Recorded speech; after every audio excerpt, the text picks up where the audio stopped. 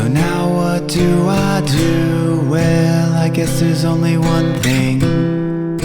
There's something I'd like to know. Are you real? Can you feel? Hi friends, I'm Prairie Vintage. My name is Linda. I'm an energy intuitive reader here on YouTube.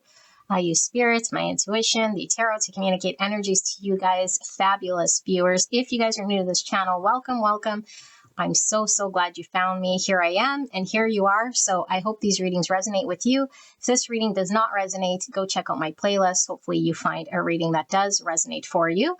And for those of you guys returning, I'm so grateful. I'm so blessed to be here doing your reading, and I cannot wait to get into this reading today. These are the decks we'll be using for this reading. Okay, so take a snapshot, whatever it is that you need, so that you can tie into the energy of these decks. Now, if you are interested in any of these, I do have a playlist where we flip through these decks and go through them in detail. In that case, you can energetically charge the cards for future readings. And for those of you guys who are tarot readers and do like to purchase these, then I do include details in regards to what comes in the decks.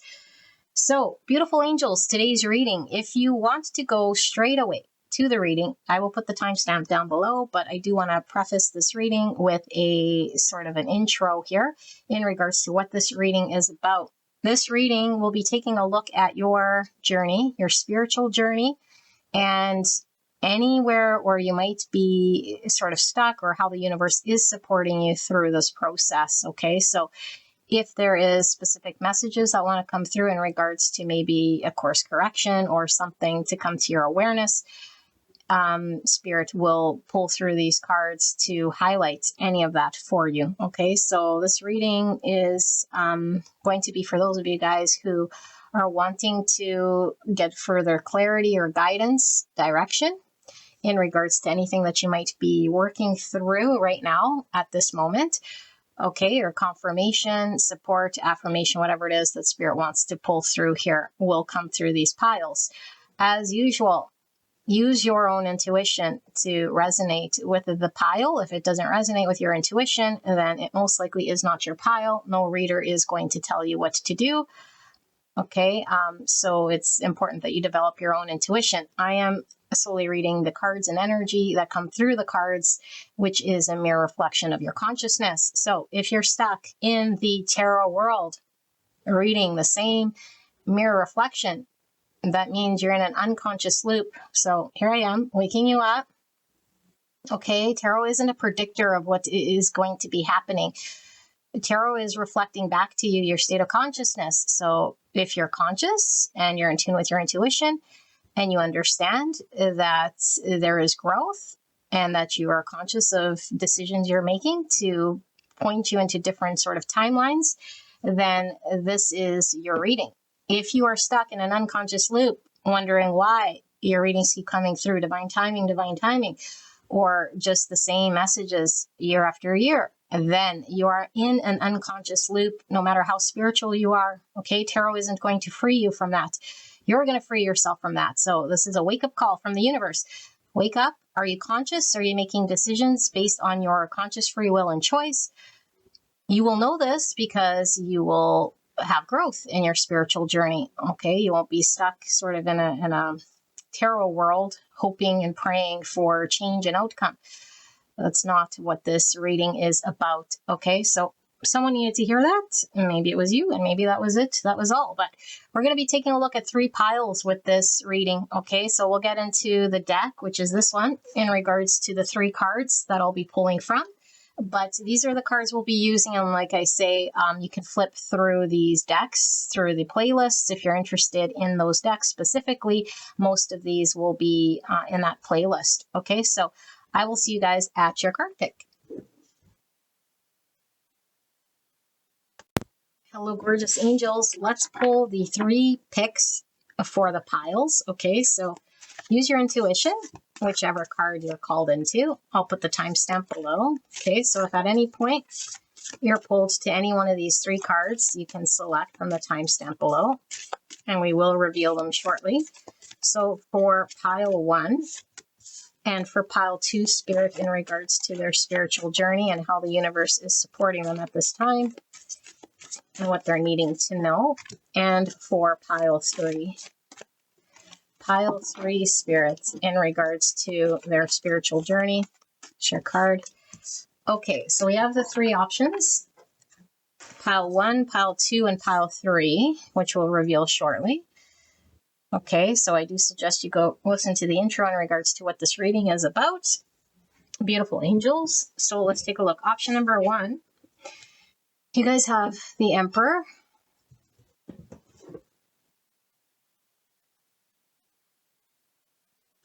Option number 2, you guys have the Queen of Sacred Circles, which is the Queen of Pentacles.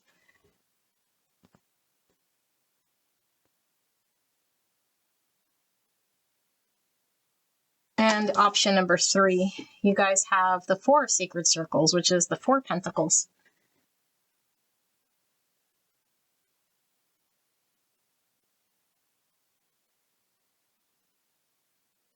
Okay, so sit with this energy. It's absolutely fine to be called to multiple piles, okay? Different aspects regarding your journey might be pulling through. We could be tapping into energy around you. Do not assign or ascribe yourself to any sort of outcome that you're hearing in this reading. Okay, like I say, you have free will and conscious choice to make decisions, to shift energy how you see fit. This should resonate with what's going on in your energy field, either with you or someone around you or your situation, circumstance, okay? If it's not your pile, then it might provide clarity in regards to what it's not, so you know what it is. Okay, sometimes we need to hear what it's not so we know what it is. But feel free to go check out another pile if you are called. And the best way to do this is to close your eyes and open them, and whichever card you're pulled to will most likely have the energy or the messaging you're needing to hear. Okay, I'll put the timestamp below. It will take you directly to your pick, and I will see you at your pick.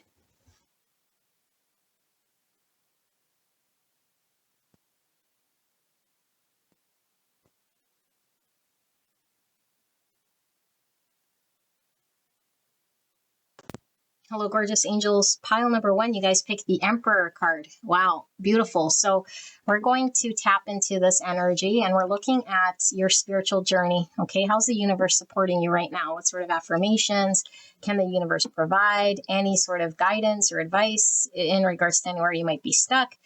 Or provide insight regarding your situation, circumstance. Okay, whatever you're needing to hear will pull through this pile. This could be your energy of someone around you, your situation, your circumstance. Okay, so it's important to use your intuition, whether this resonates or not for you. And the best way to do this is to come up with what you'll see, feel, or hear to determine whether this is your pile or not throughout this card layout. Okay, you can go straight away to your channeled message if you want and you're in tune with your intuition. I will put the timestamp down below. So let's tap into this pile. Pre-shuffled oracle cards. I've not looked at these, and we're going to see what spirit wants to pull through. So we have Aries coming through with the Emperor, but that is divine masculine energy. We carry both masculine, feminine. I'm not talking genders. I'm solely talking energy.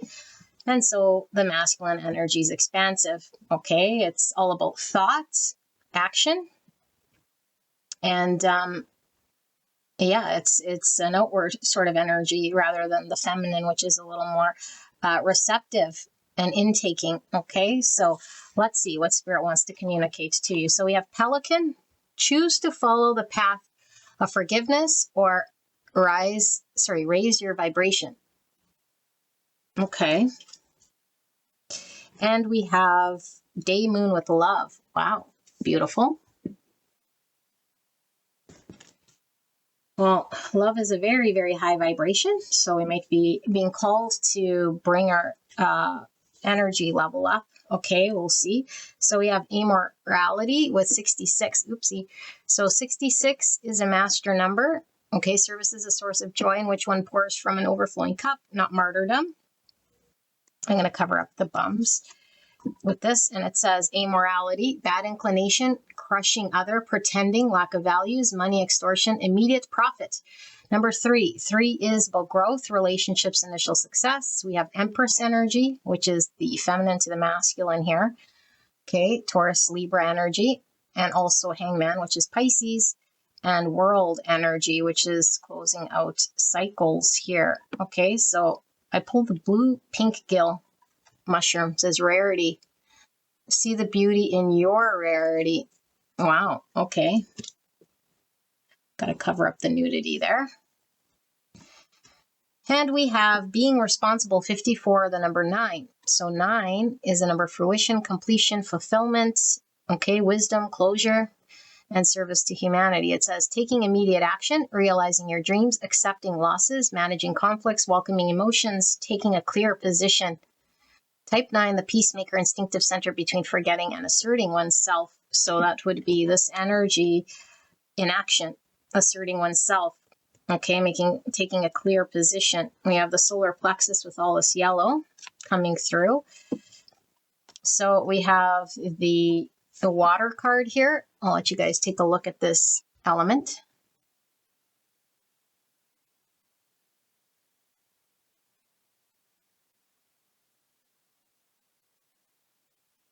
Okay, so water represents the emotional body. Okay, it is Cancer, Scorpio, Pisces energy. And we have some Virgo and some Cancer here with the number 9. I'm feeling a lot of Cancer with the moon. Okay, and we have Virgo. So I analyze. I'll let you guys take a look at this.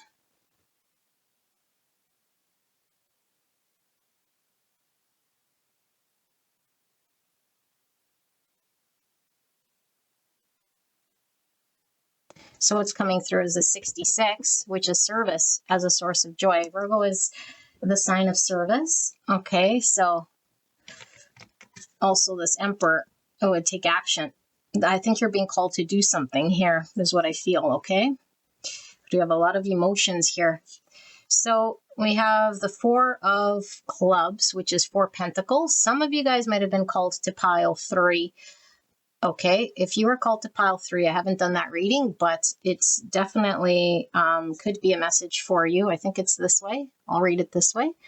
Okay, so it looks like, I don't know, like a field to be harvested. You see clouds there.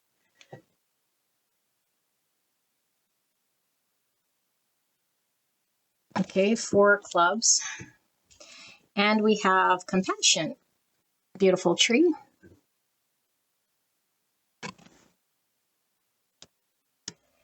We have the card of security with the flames.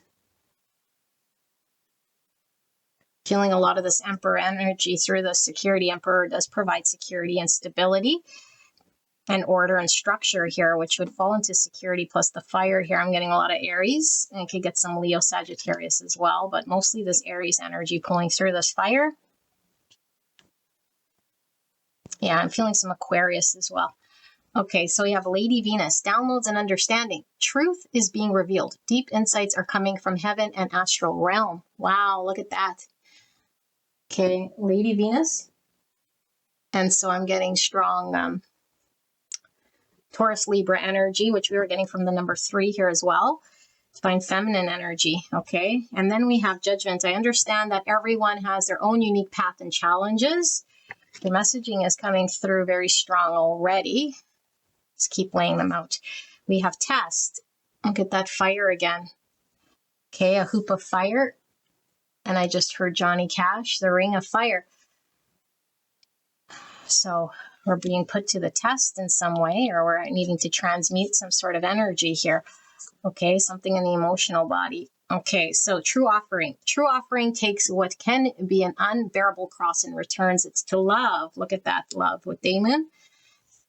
This bird is ascending. Okay. Dark, which could be shadow. So releasing some form of shadow here through transmutation. Ascension process, true offering. So true would be authentic. Okay. And then we have spirituality. Anti-aging, the trigger statement, I am so disconnected. The true statement, everything is connected. It will be beneficial for you to spend time in quiet contemplation. You need to reflect within to find the answers you seek. This is this 9 energy, which is Hermit energy.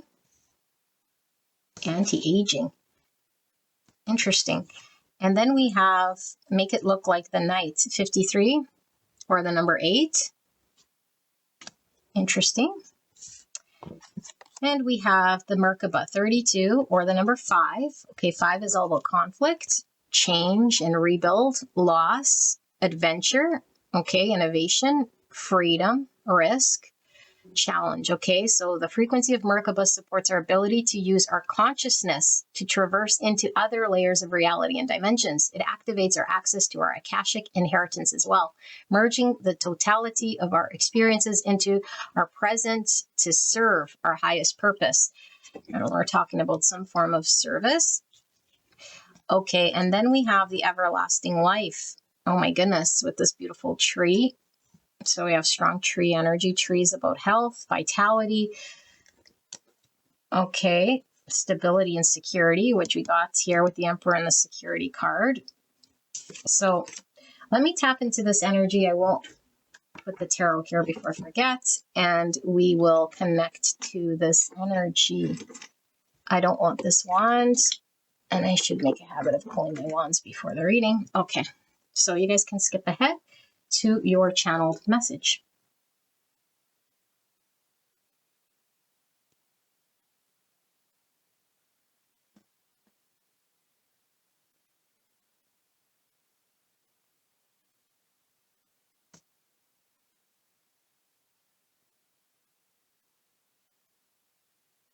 Okay, beautiful angels, this might come clearer as we unpack it, okay? But it is pretty clear to me what this message is about, beautiful angel.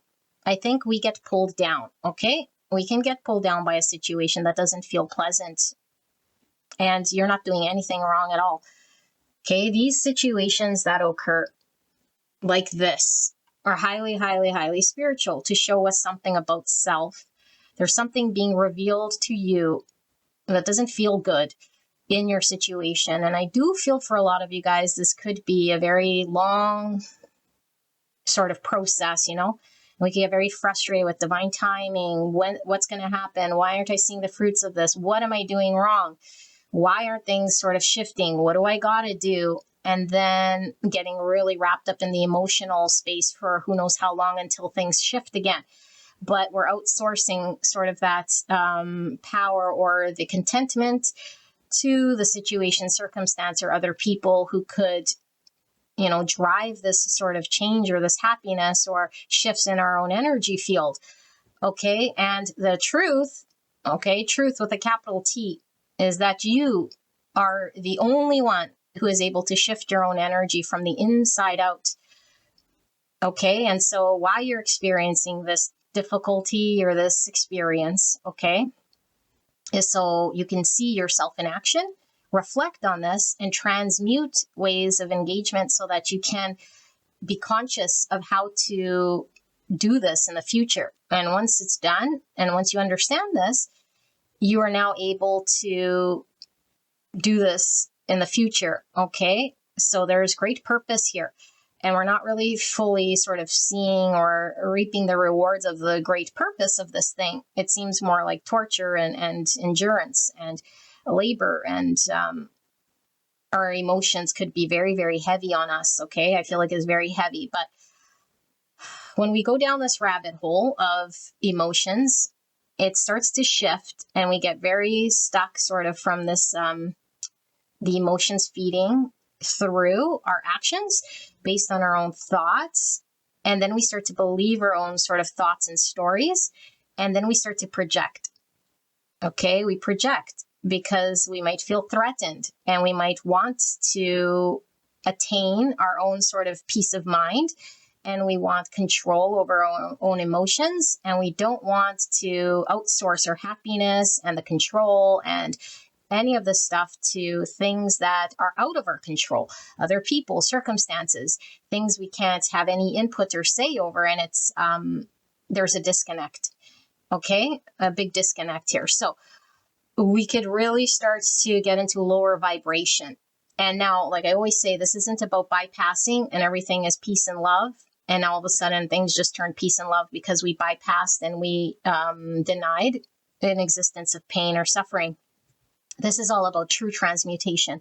So this experience you're having, and I do feel like it is in a situation or circumstance, like I said, that's been ongoing for some time and not you're not seeing the rewards, or you're not reaping anything at this time, and it feels very barren and long and lengthy and tiring. And so you're engaged here with others in a way that is from this protective mode. Okay. And so we're projecting onto others and this situation from a place of hurt, from a place of our experience. Okay. Now, experience is true. When we truly had experience, and we're not going to deny that there's been an experience and that there is experiences happening. Okay. But an experience manifests and you engage, and then it unmanifests. It isn't your essence. It isn't who you are. And it has absolutely nothing to do with your true, authentic self. And so if we start to have experiences that are really impacting and controlling and driving a lot of our energetic state, we start to have these strong beliefs, and we feed that energy, and we keep feeding that energy, and we're sort of stuck. Okay. And so until we're conscious and we see that what we're doing is the only way for us to break free, what we can do and how we react and how we can respond. So in the beginning, it might be very energetically charged because the inertia of what we always do, or the inertia of that belief, is very strong. I believe that I'm hurting right now because other people are creating this environment for me, or other people have the control over me, or circumstances are beyond my sort of ability to do anything that's going to change. Now, if that belief is very strong, we reinforce that belief and we keep projecting onto that situation that in which those thoughts keep supporting that belief. And we stay sort of in this energy trap, if you will. Okay, it's a lower vibration here, but you're not doing anything wrong. This is very human. But when we're on a spiritual journey of conscious awareness, okay, we understand on a fundamental level, even if we haven't undone all the beliefs that are sort of lowering our vibration, we know because there's resonance when I say that love is God and love is a higher vibration, and that love is always present to you right here, right now. It is always present, whether we're choosing love, whether we're feeling loving, whether the love is being manifested is always up to you. That decision is always in front of you. Okay? But we have to be very conscious, and we have to know right now, am I choosing the same belief path? And so these neurons in your mind and in your way of perceiving and acting have been built over time, and they're very strong. And so it's very difficult at first to sort of get in front of that and identify, okay, but we need the desire to get out of suffering has to be stronger. The desire to make change in our world, the desire to know that there is a greater truth than that in which I've been living also exists. So there's my perspective, which is true. It's been my experience from my relative perspective. And then there's a greater truth out there that I still haven't grasped. I still haven't gone down this path. And what is this truth? This truth is that I am free to choose love over and over and over again until I develop a new belief and I transmute the old belief. And this old belief is a belief in lack, a belief that I am at the mercy here of everyone and everything and circumstances here. Okay, so this situation is going to happen because the divine is rolling this out. True. Do you have more control than the divine? No. Okay, earthquakes, sicknesses, all this stuff the divine sort of puts in front of us to have worldly experiences. Okay, and we're all sort of at the mercy of the karmas and whatever that the universe wants us to experience. Okay, but we have full conscious awareness to engage in those experiences and learn from them and put them behind us and graduate from certain experiences. Or we could be sort of asleep and continue to sort of feed in that energy and not progress or graduate from those lessons. Okay, so there is an action that you're being called to do here. And this isn't one that we can do all of a sudden to ignore the pain and all of a sudden to bypass what's going on. This is something that happens over time. Okay, so you're sort of being tested, if you will. And this isn't because this universe hates you and wants to give you this big test. This is saying your experience here is pushing you. to grow spiritually from where you've been to another level, the next level, okay? And this is through shadow transmutation. And this big shadow of yours is a belief in lack and a belief that you are separate, okay? That you're separate from the world that's going on out there, and that there is, there's scarcity, and that there is, the way you're perceiving your situation and your circumstances through the eyes of lack and scarcity. Okay, now we could even drill into that even deeper if we wanted to, but you know that there's a resonance to what I'm saying. Okay, that God is all abundant, that the universe is all abundant. So how could there ever be lack unless I believe there to be lack? Okay, and so if you believe there to be lack, all of your thoughts will feed that. And so what we're qualifying here is the belief in lack itself. So your thoughts are going to come. We are not trying to control thoughts. Thoughts will come. Okay, thoughts are going to come. We can't control it. We're not going through a catalog of thoughts saying, let me choose this thought to come and that thought to come. No, they're going to come. And so we can either buy into that thought and see it as something we truly believe, and then carry that thought and build with that thought and reinforce the belief, or it's just a thought that doesn't matter to us because it's just insignificant and we don't feed it at all. And so that's why when we have certain thoughts that don't mean anything, they kind of just go away. But then when we have reoccurring thoughts or obsessive thoughts, it's something we truly are believing and feeding into. Okay, even if we don't want to believe in it, part of us underneath has a strong attachment to that belief, or that we start to think that that is true. Okay, so the first job is to know when these thoughts come, these thoughts are just thoughts. There is an underlying belief that's generating a lot of these thoughts.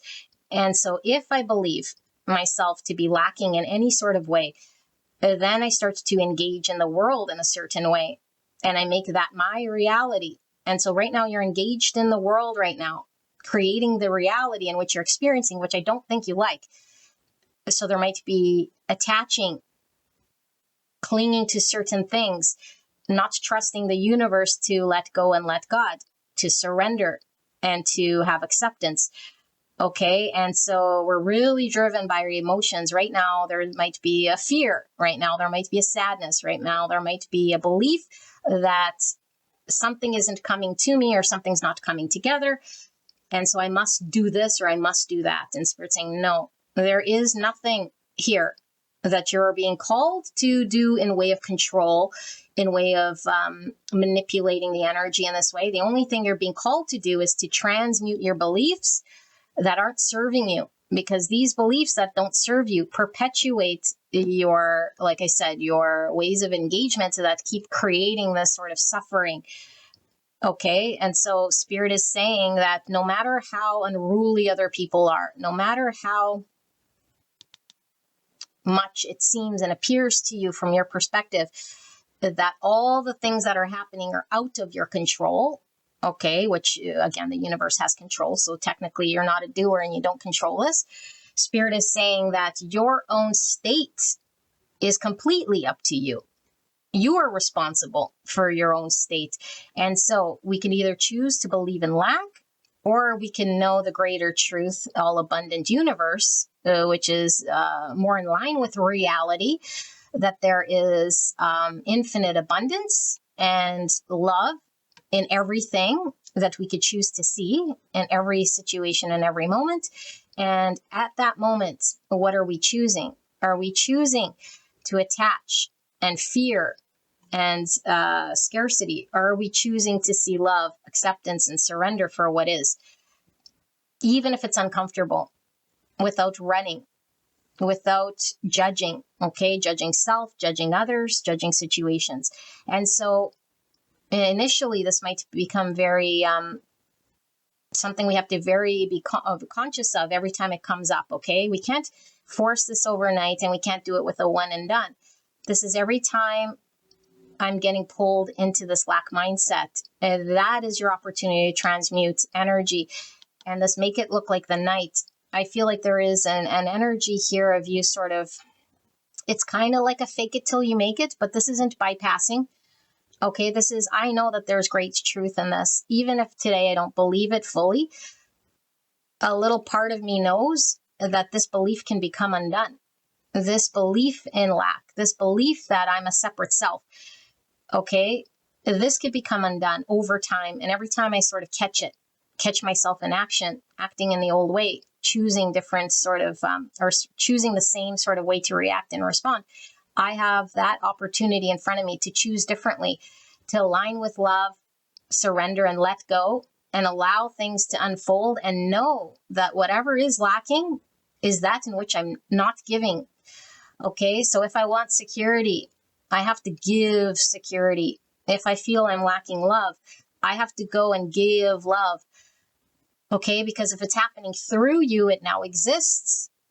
If you're not experiencing it because you're not seeing it, that means you're not creating and cultivating it. And then you believe it to be lacking. And so if you're wanting love, give more love. If you're wanting security, create security for yourself. There is a need for you to understand that your inner child or your traumatized self, or a part of yourself that might be fragmented, the shadow self, is calling for you to address a part that feels like it is separate. Okay, it feels separate, it feels black, and it is crying out to the world to seek what it needs. And it is going to be on that perpetual seeking. And Spirit is saying there is nothing to seek. And that this belief can become undone. And that when you cultivate and generate all of that love, you will start to see your vibration increase and love will come back to you. Okay, so whatever you're sort of withholding, not giving, is the thing that you're seeing lacking. And so if we start to attach out there, that out there is going to bring me love, out there is going to bring me security, out there is going to be this, that, and the other, then we're telling the world that the external realm is that in which is going to fulfill me. And so when the external realm doesn't bring it, there's disappointment. And then there is that belief reinforcement that out there is lacking. And meanwhile, instead of looking out there, your spirit team here is pulling through with the message that there is nothing lacking. It is already there. And it's up to you to choose how you perceive it and see it. Okay, so I feel like right now we're emotionally feeling a lot of lack. Okay, and that comes in many different forms. Sadness, a need to connect, and maybe anger, and maybe frustration, and maybe fear. Okay, and then we might be projecting the worst, or we might be making assumptions about how people are and why they're behaving the way they are and what's happening and why it's happening, and truly like run with that idea. And Spirit is saying none of that sort of is the true reality, the objective truth. It is your perceived experience. And we're perpetuating this by hanging on to that belief and then reinforcing it with what we see out there. Okay, because then we have the thought, and then we have the intense emotions that are sort of fueling those thoughts. And then we start to react and respond in reaction to that. And so it really starts with the thought, and understanding that thought is driven by a deep belief we have. And we're being called to transmute that belief. Okay, and so you are the eternal light here because you're an extension of God, and God is love. And so if God is love and you're an extension of God, you cannot be lacking in love. You cannot be lacking anything that the divine has because you are an extension of the divine. And so the only way we could feel lack is if we have a belief. If we're not seeing it within self, okay, and like I said, if we've carried this belief for some time, it becomes very strong. And so we're just wiping away the veil of lack and scarcity, and we're undoing years and years, maybe decades, lifetimes of scarcity and lack, okay, so that we can engage in the world differently. Because right now I feel there's a withholding, and there is, even if we're not seeing it on a subtle level, this could be, I want to love, but here are my conditions, or I want to love and give, but only when this, that, and the other is sort of fulfilled. And Spirit is saying, no, that's a withholding. There is just being of service, and there is acknowledging that we have a limiting belief right now. okay, that is creating our suffering. So Spirit, clear and concise message for pile 1 regarding what they're needing to know. Clear and concise message for the greatest and highest good. I'm going to leave it just like the way it fell out. Okay, so we have the moon. So that's this water energy, this divine feminine day moon, love. Okay, so moon talks about intuition, can talk about fears, can talk about subconscious. So we got some Cancer energy. Clear and concise message for the greatest and highest good of pile 1. Please protect me and the viewer as I channel this message for the greatest and highest good of pile 1. Thank you so much, pile 1, for allowing me to tap into your energy, the energy around you at this time. I'm so blessed to be here doing your reading.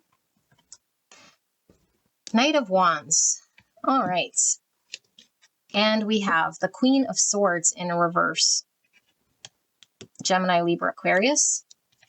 And we have the Two of Wands. And we have the Knight of Coins, so 2 knights.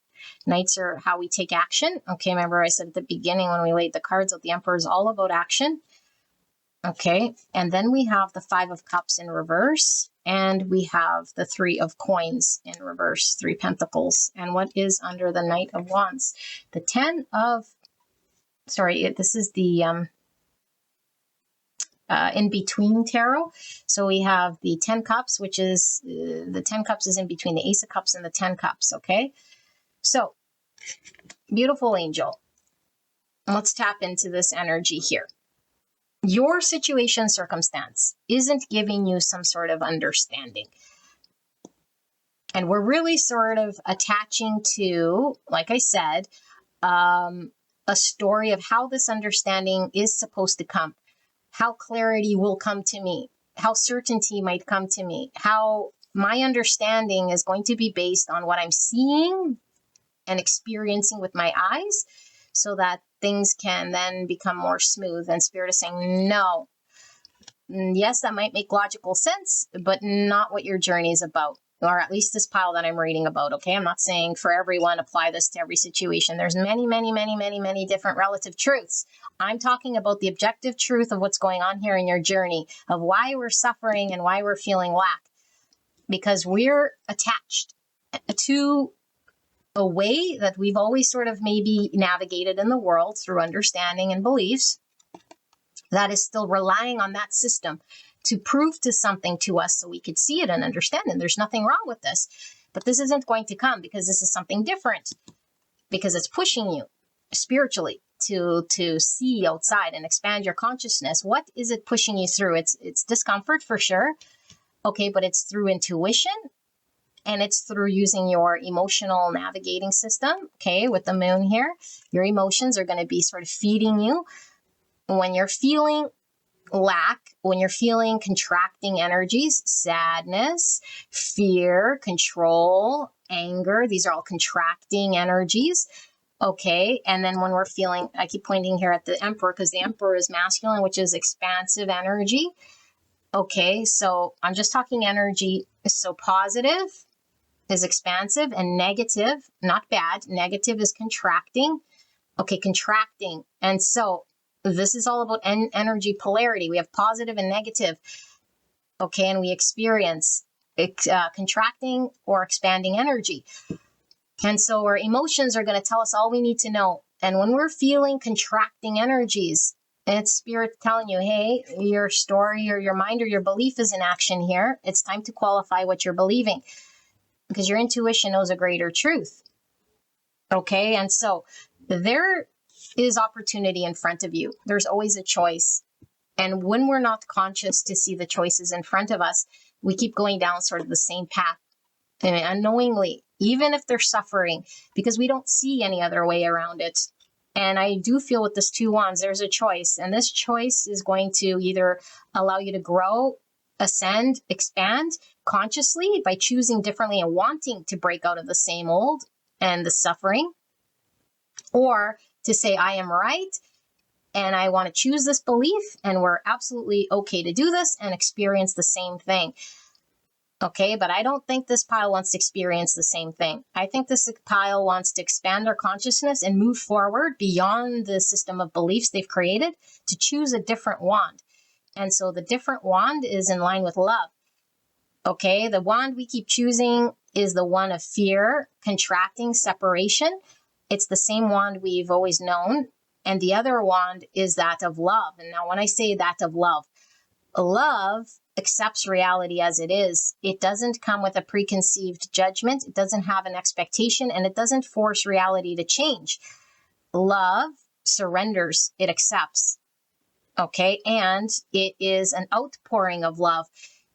It's not, I feel rejection and I shut down and I withhold and I become upset or angry or bitter. That would be choosing fear.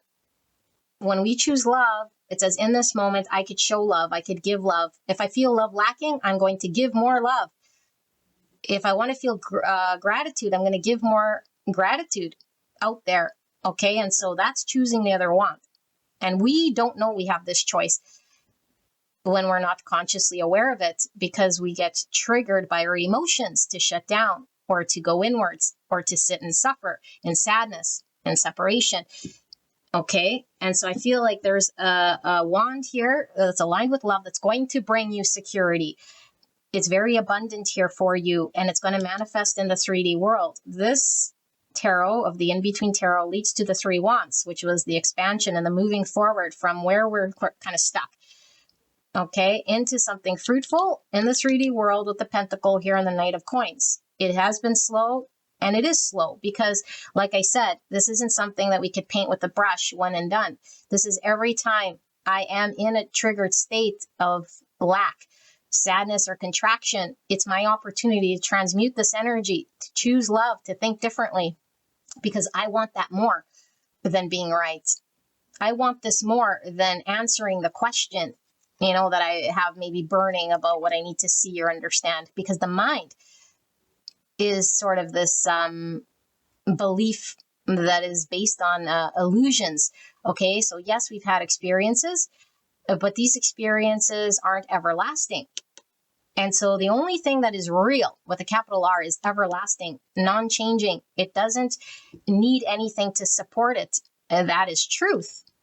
Okay, but anything that it doesn't last, that sort of comes in and out of existence, that you can't quite sort of know as something that's going to be, wow, I don't even know what that was. Something happened there. I think my cherries fell. Oh, Linda, you're funny. So everlasting, anything that's real, okay, like consciousness, eternal light, that's everlasting. Manifestations come and go. This body comes and goes, okay? And so when we say illusion, it doesn't mean the experience isn't real, okay? Very real. The experiences are real, but they're experiences. They're not who you are. And so I feel like this is all about us understanding we've had experiences, not to attach to those experiences as reality, okay? And to understand and work with our emotions, because our emotions can very much turn into a state of sort of navigating in the dark with the fears and the subconscious to the sun energy. Okay, so we have moon, between the moon and the sun is all about consciousness, enlightenment, getting the clarity. And so I feel like for this group, you want certainty, clarity, but you want to feed it to your mind. It's like, I want clarity, I want truths, I want to see, I want to understand, which is all fair. Okay, but the form in which it's coming is actually in a different format that you don't understand. It's in a different language. It's in a spiritual language. It's coming through intuition, and it's going to eradicate the fear, but we must navigate the emotions part of it, or we could get lost in the emotional sea. It's always choosing the one wand. And so the other wand is expansive. The other wand is consciousness, opening consciousness, becoming aware and clear, and creating this clarity and certainty ourselves. This is what's going to be solid in your world, because then we start to manifest our outside world to represent what we want to see. We're not attaching and waiting for it to come to us to see and understand. We create our own certainties. Okay, and so this is a guarantee from Spirit pulling you out of a 5-cup situation, because it's sort of like we're always behind. We're always playing catch up. We're disappointed. We're upset. We're feeling sad. We're feeling abandoned. We're feeling lack. And Spirit's saying there is no need to continue down that path. And so this doesn't mean bypass again, okay? Because I want to make it very clear. It doesn't mean I don't feel sadness because I'm spiritual. I don't feel lack because I'm spiritual. No, the lack comes, we feel it, okay? It feels very real. And as long as we have that belief still in our system, we have to undo that belief until it becomes very real, that there is nothing lacking. There is nothing lacking. When something's everlasting, how could there be lack? If God is all love, how could there be any love lacking? If God is infinite, how could there be any lack? I can't point to lack. Okay, the only lack here is that in which I'm not giving. Okay, and so we're coming out of this energy, and so that our outside world with the Three of Pentacles can start to be manifested in front of our eyes. And then we start to believe it. Okay, and that's what I meant by fake it till we make it. It's like, I don't see it, so I'm never going to believe in it, and then I stay stuck in it. Or, I don't see it, I'm going to create it, and then I'm going to see it, and then I'll believe in it. So you might want to play that back. You know, that's kind of like a faking it till I make it. I don't see it right now, but that's not because it doesn't exist. That's because I'm not generating and creating this. And so we might want manifestations, you know, we want to create things, and maybe there's like, we're saying, well, there's just not enough resources, there's not enough people, or this person's not cooperating, or this situation isn't in line. It's like, no, that's lack, and that's been your experience, yes, but do not hang on to that experience as the be all end all, waiting around to see something different. Spirit is saying all things are possible right now. You can create. You have the people, the resources in front of you at all times. If you're not seeing it, it's because of your own way of choosing the same one. Your belief in lack and scarcity, that those resources don't exist, that those people aren't around, that this situation isn't abundant. That's a belief, and that belief is not true. Okay, and this is how you align with 10 cups. And I feel like you're bound for a new beginning here.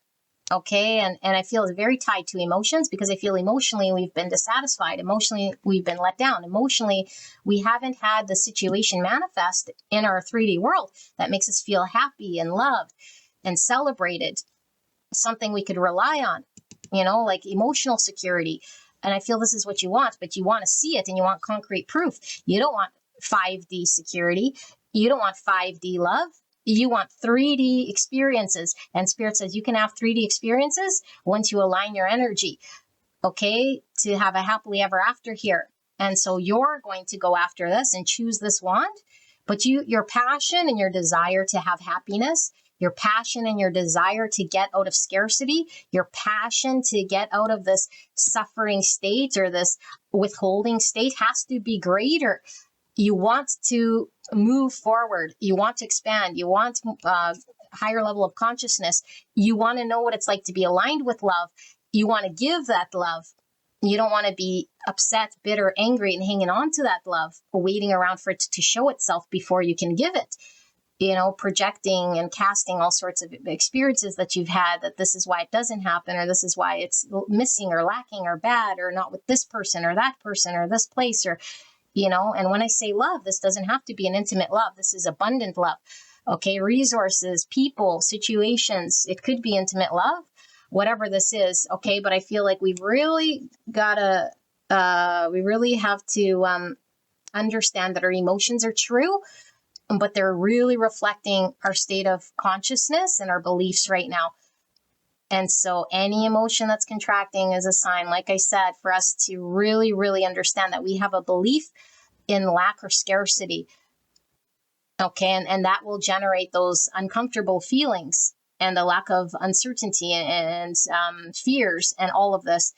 And as long as we're sort of navigating there and we keep choosing those sort of thoughts, we'll stay navigating those seas for as long as it takes. And I feel like you've been here for a while. And so if you haven't found your way out, do you want to stay there? No, I don't think this group wants to stay there. And so you're doing it, not out of a conscious choice, I think, to stay there. But now with this reading, okay, we're being exposed to this greater truth of love. And this is being highlighted and visible to you so you can see that there is another way, okay, which it will push you. It's going to push you. It's not going to be easy, because if we could just press a button and choose love, we would. the ego still wants to withhold. The ego still wants to feel sadness and let down and hang on to that story. But we don't want to experience this no more. We've already experienced disappointment. We've already experienced lack. We've already experienced things we don't like emotionally. Time to choose differently. Okay, and that will align you with 10 cups. I assure you. Okay, it's a new beginning for you. And then you'll start to manifest the right people, the right situations, and everything in front of you that's abundant. Okay, so this is what you are needing to hear, beautiful pile number 1. I hope this helped you very much. I love you very much, and I will see you at the next one. All right, bye-bye. Hello, gorgeous angels. Pile number 2, you guys picked the Queen of Sacred Circles, which is the Queen of Pentacles. Okay, and so this is Virgo, Taurus, Capricorn, and we're going to take a look at these pre-shuffled oracle cards. I've not looked at these.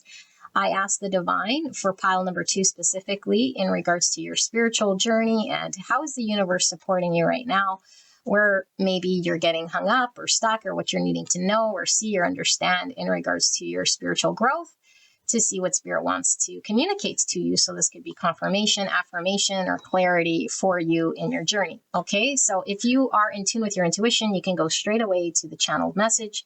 But I do suggest that you sit through this card layout if you are developing your intuition. What you'll see, feel, or hear to determine whether this is your pile or not. Only you can do this, okay? So we have the card of blessing. Wow.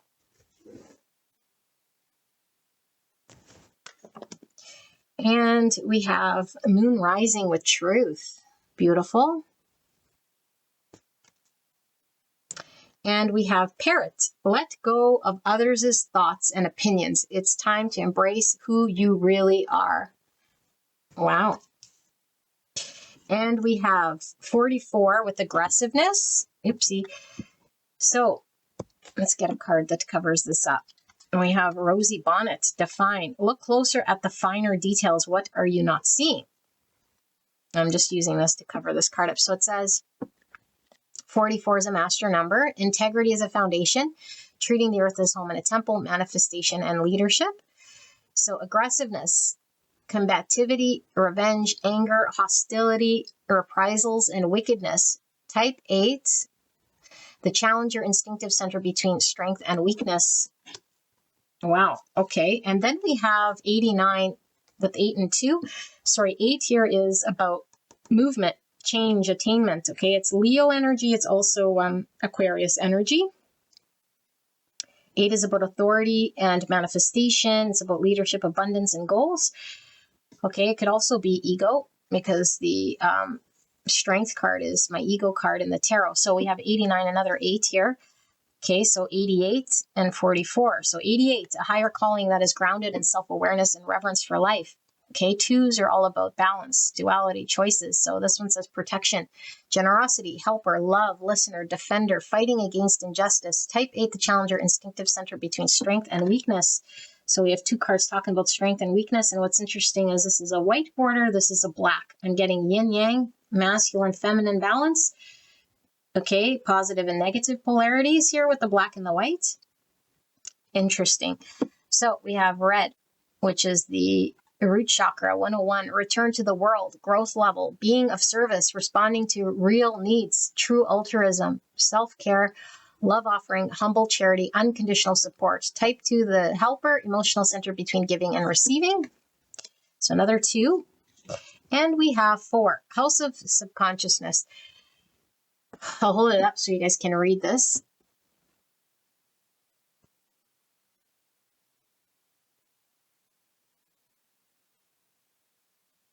Okay, so the 4th house is all about home, roots, family, self-care, emotions, foundation, mother, children, women, femininity. So lots of moon energy coming through. So we do have a lot of Cancer and Pisces energy of healing through this. Okay, and then we have Jupiter. Wow. So I'll hold this up so you guys can see.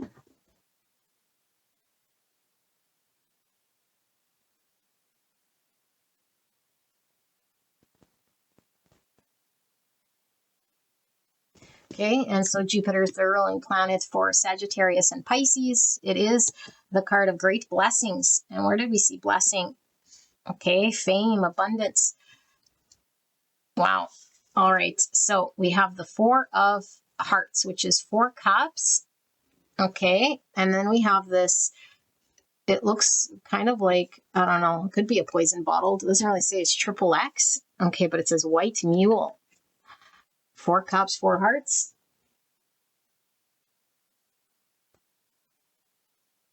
Okay. Fascinating. I do want to see, what does the book say about this white mule? Because I don't generally use these cards very often, but the author's meaning might have some significance here with this card. So 4 hearts, it says moonshine mug. The 4 of hearts represents a good social gathering, so like a 3 cups, or crowd after a time of waiting. Reverse, the white mule shows a person who is too hard to please, whether you or another. It also shows a running out of luck with the jug turned upside down. Well, we have luck in heavy proportion, and I am reading them all in the upright. So moonshine, wow.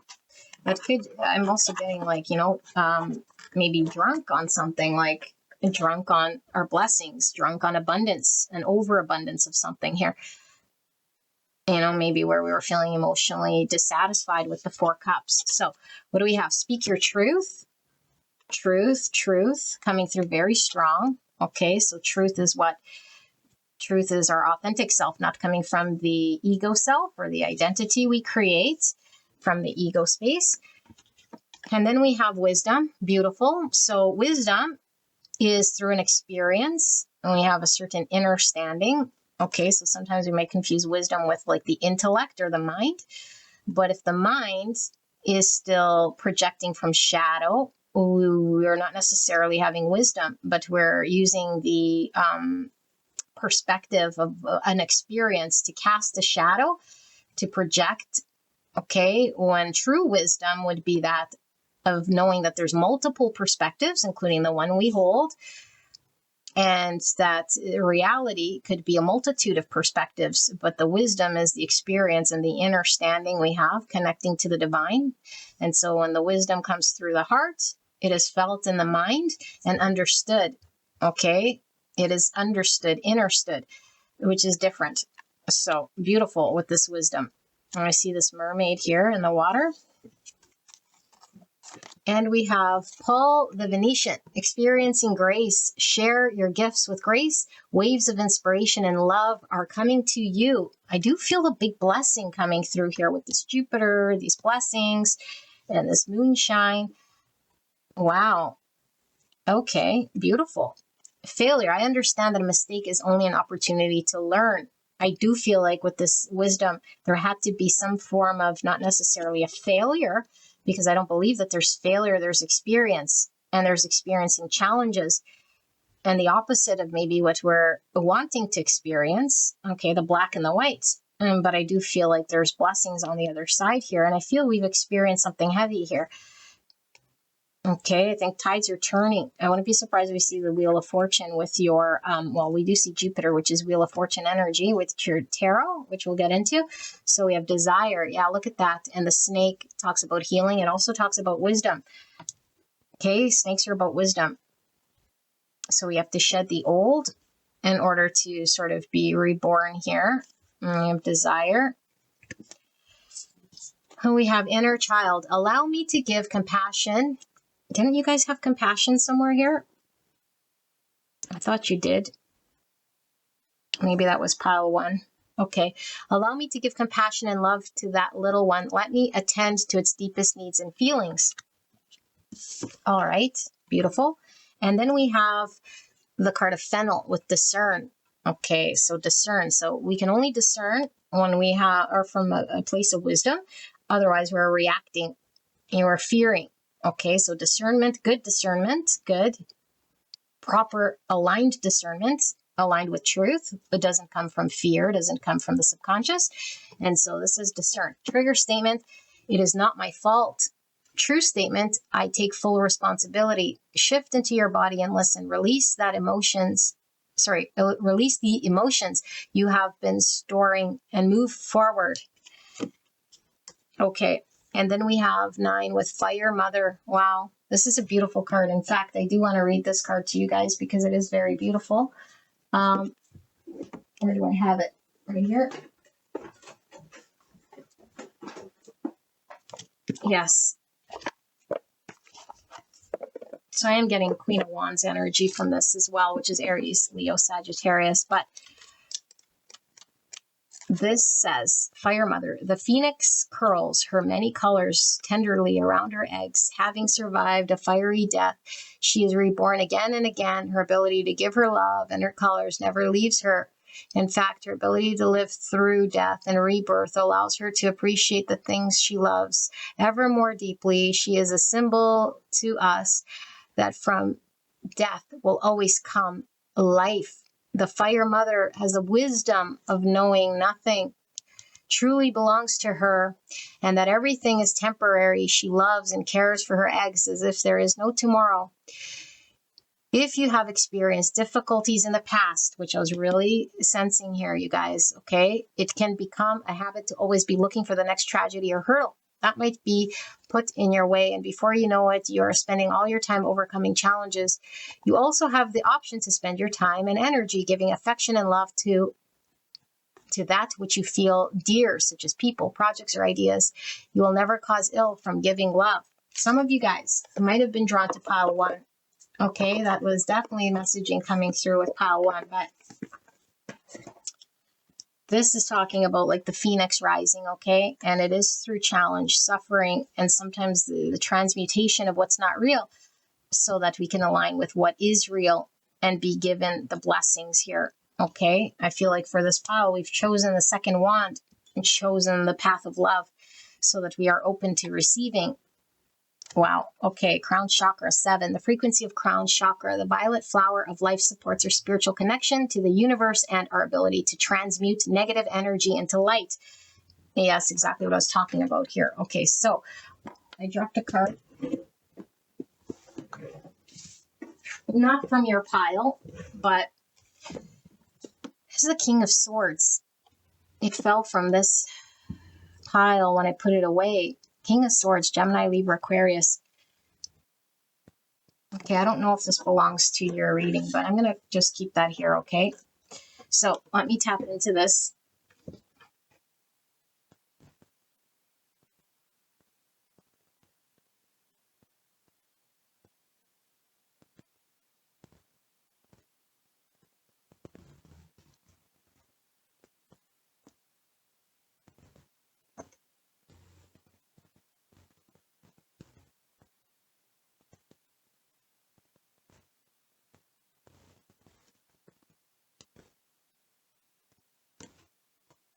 Okay, gorgeous angel. Wow, what a beautiful soft soul I'm feeling from this energy, okay, from this pile.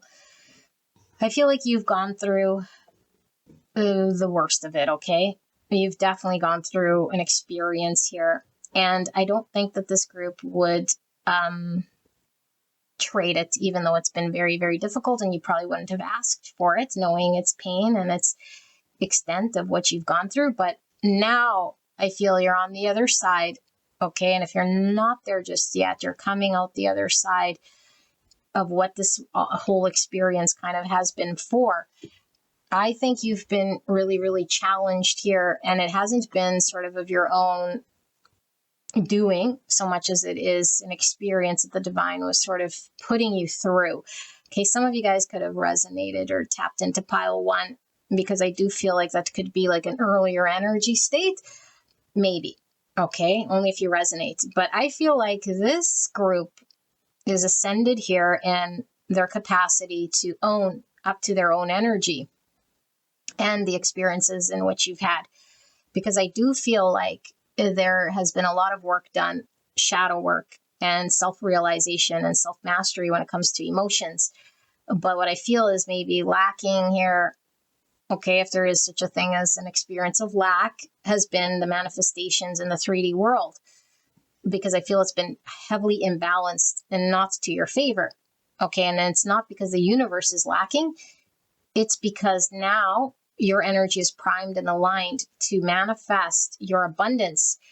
Your abundance is coming, and you might hear this, okay, and not believe it and be like, I hear this from tarot readers or whatever, and I still haven't seen it. Okay, if you're in that state, this isn't your pile, because that means you're still supporting a belief in lack. And I encourage you to go watch pile 1. This is a group that understands, that's transmuted their belief in lack, that have experienced suffering, that understood that the divine was rolling out an experience that really wasn't based on what we were doing so much as it was, how are we now going to take that experience and transmute this energy into abundance, into making different decisions, into creating the world I want to see. That's what this pile is about. You've taken pain, suffering, challenge from the universe that's been dished out to you, challenging people, difficult situations, and really unfair things. Okay, they've been unfair. Now the world isn't fair, always fair, because there's just things happening. There's reality happening. There's all sorts of reality happening. And so it's mostly all about how we respond, how we react, and how we take our experiences and how we engage in the world. And I feel like this group is taking the higher path. Okay, and so you're being rewarded here, and you're being acknowledged that you've seen through your own sort of shadow, your own sort of triggers, and any identities that you could have created in the past to sort of like ego identities to keep you sort of continuing maybe the victimization of this, or perpetuating the lack state. But I feel like for this group, we're stepping up, we're stepping forward, and we've done massive healing in regards to an area here that was needing to be understood by us through experience, even if it's been challenging. And so the challenging experience have reflected back to us a true wisdom of self. This true wisdom of self is love for everyone and everything with grace and compassion, and to hold that high vision and that strong belief in that, to shed the false self, or the egoic self, or the self that could fall back into victim, or could fall back into suffering or lack, and to really connect to the divine and know that there's great abundance, and that will manifest, and that's for me. And with that belief, that conviction, the universe is now confirming for this group, there's a big blessing coming to you. Okay, this big blessing is a manifestation of your greatest desire. It is being manifested here. And I think it's going to make you sort of feel almost like drunk, it's like hard to believe. And I feel like because we've been in a state of withoutness, okay, to show us, to reflect to us our own state of consciousness, our own egos, our own shadows, and to heal this inner child, we've become 4 cups, but we've risen above the 4 cup energy. 4 cups is about being despondent, is about looking at the things here that aren't working, that can't work, that haven't worked, that left me disappointed, empty-handed. Lack, lack, lack. Okay, and so if we believe in lack, if we believe that to be very strong and true, because it's been our experience and that's all that's there for me, and that's all that's existing, and that's all that's manifesting, then we remain there. This group's risen above it. And that's why I say, if we're still in that sort of mindset, go watch pile 1. This group is creating their reality. Spirit is assuring this group a blessing and an abundance here. Okay, and it is really aligned with your authentic self, because I feel like you've had to push through the egoic self and through all of the pain of what we might have experienced as discomfort, okay, or what we could have seen as through the eyes of maybe judgment of self or judgment of others, and clung on to certain beliefs. And we're now seeing it as an experience that has built me into this energy that I am embracing. And I feel like there's an embracing of the energy, and there's now being of service with this experience and this knowledge and this wisdom to others, to the collective, people around you. Okay, but I feel like this is all around, I think, emotional mastery. And this is also around, because this King of Cups, that would be the emotional mastery, but this King of Swords fell on the floor halfway through when I was putting these cards together. And I feel like this is all about heart, okay, because our heart, again, would be our authentic self, and where the truest emotions would be sort of pulled from in balance with the mind. Okay, but our emotions are always sort of driven by the sort of thoughts that we're having. And so if our thoughts are pulled by unrealistic sort of beliefs or lack beliefs or judgment beliefs, I am a victim, I don't have this, or this is the pain that's about to transpire because this has been my experience. And so only this way of being, my experience of the past, is the only thing that I'm putting cadence to, because it's been my reality. We limit ourselves and we box ourselves into those beliefs. I feel like this group is expanding beyond those victim mindsets and those lack beliefs, and that the knowledge through this experience has become great wisdom. And now our emotions are now have this space, and this space is now where we can use discernment rather than reacting based on our fear, based on our disappointments, based on a need for control. Okay, because I feel like we've risen above, so now we create space that we can really sort of understand our emotions and see, is this a true emotion driven from a greater reality, or is this emotion created from a poor experience of the past and my ego is reacting to protect myself or to resist something or to manipulate an energy so that I can have a different form of outcome? Is this a negative mindset or a preconceived judgment on the situation that it's going to let me down or be disappointing or just amount to what I've already experienced? Or am I seeing this as a reality and rising above it with an understanding that there's more? There's more than this situation. There's more than just this experience that I'm having here. And there's everything happening here at once that's abundant, and that is a blessing. If I open up to it, I can receive it. And I think this is sort of where you're at here. You're opening up to receive great abundance and blessings. And so this requires the universe to deliver exactly that towards you, because I feel like your energy is one of grounded, balanced mind, heart coherence. Okay, and an acceptance and a true surrendering of blessings and a stability and a practicality that we're experiencing it in the 3D.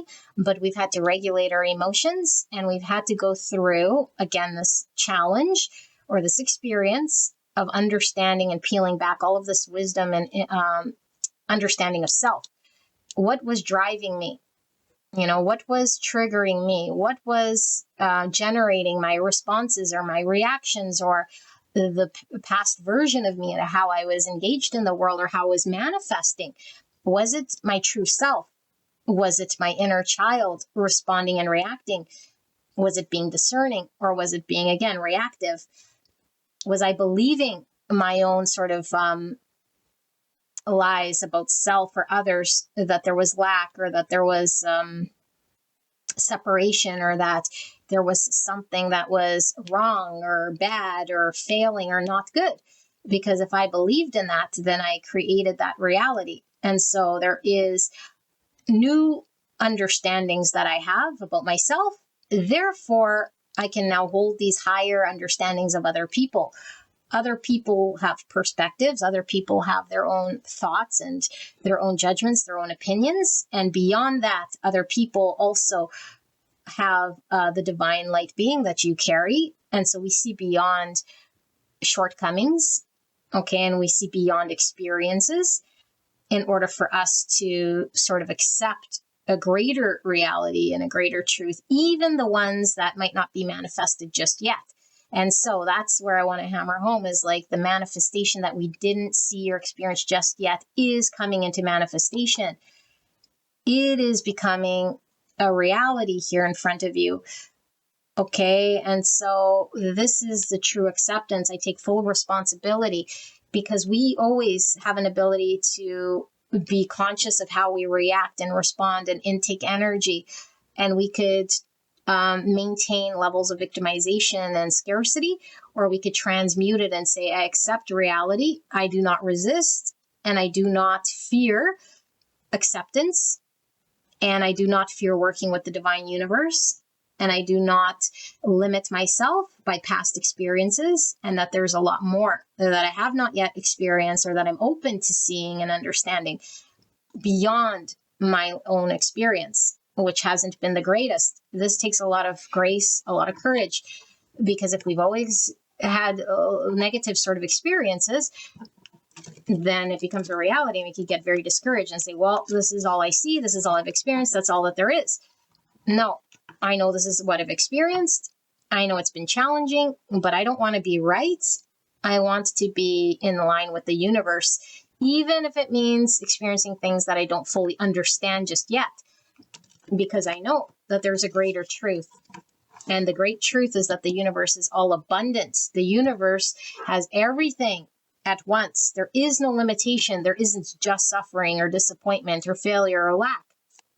Yes, there's experiencing more negatively charged, contracting experiences, but there's also experiencing abundance and greatness and harmony. And we choose how we see it. We choose. And so there's a lot here about transcending duality with the black and the white. Like I talked about the yin yang, the masculine feminine, the negative positive polarity, the number twos I'm seeing here, which is all about duality and choices and balance. And so this is about, I have a choice to get grounded, balanced, to put my emotions and my mind into balance here, where I'm understanding where my inner child might be trying to heal something or trying to use its voice of truth through me. And I have to be very present and conscious of my inner child. And so how do we do this? We need to remove any sort of veil of misunderstanding between the inner child and ourselves, to fully embrace the inner child, welcome the inner child, not to try to change, resist, force, or silence the inner child. Okay, but this doesn't mean react every single way the inner child wants me to emotionally respond. This means encourage the truth to be spoken and seen from within, and take accountability and responsibility for this inner child. Okay, because only you could be responsible for your own inner child. This doesn't mean you're responsible for who's hurt you and what's manifested as pain. This means right now, I am the only person that has responsibility over my inner child. No one else has that responsibility. Only I can connect and have that relationship with the inner child. No one else can do this. And when I connect that way, I strengthen the communication, and I see the truth from within myself. Okay, and that brings you closer to the divine. So Spirit, for pile number 2, what is this message pile 2 is needing to hear about their spiritual journey? How's the universe supporting them at this time? Any guidance they're needing to know? Clear and concise message for the greatest and highest good of pile number 2. Please protect me and the viewer as I channel this message in a way pile 2 will understand, for the greatest and highest good of pile 2. And what they have going on in their world right here, right now. Spirit, thank you so much. Thank you so much, pile 2, for allowing me to tap into your energy, the energy around you at this time. I'm so blessed to be here. I'm really being drawn to the Ouroboros. That's the serpent eating its own tail at the back of this card. Okay, and so it's like the cycle of life. Okay, but I feel like I'm getting really that heavy like phoenix energy and like the shedding of the snake, because I do feel like we've had to, I don't know, like die onto self and be reborn. I feel like this pile is definitely being reborn. We had a bunch of cards sort of fall. Knight of Wands. I don't know if this is relevant or not. We'll keep it top of mind, but I think I dropped the card.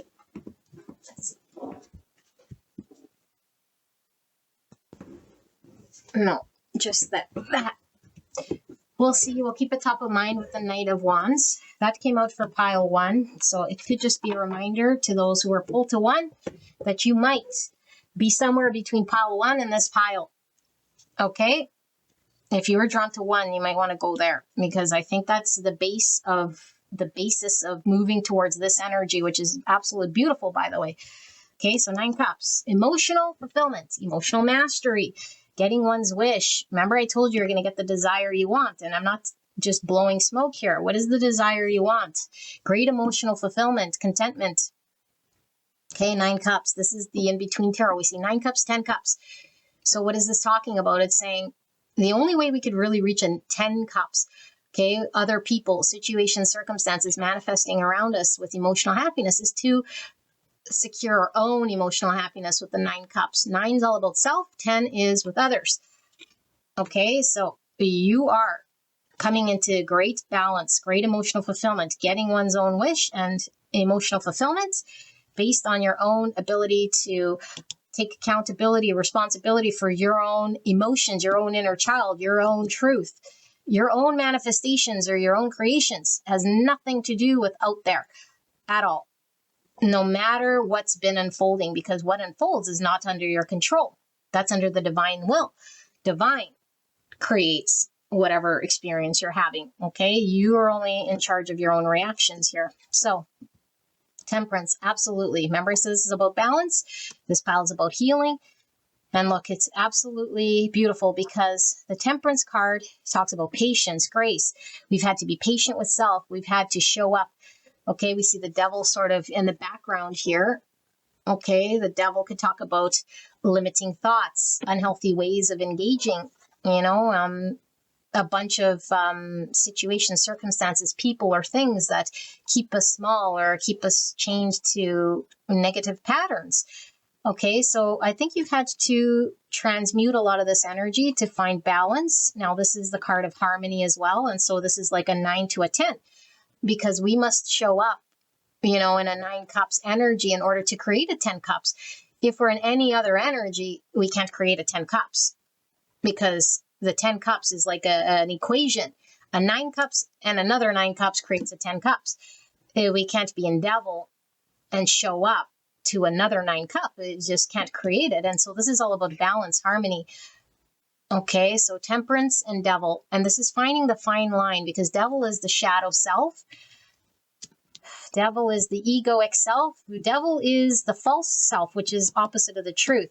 And so I feel like we've had to really, really have this understanding of our truth and knowing that there is no limitation and that there is nothing that's holding us back or binding us to anyone or anything unless we have a belief that there is.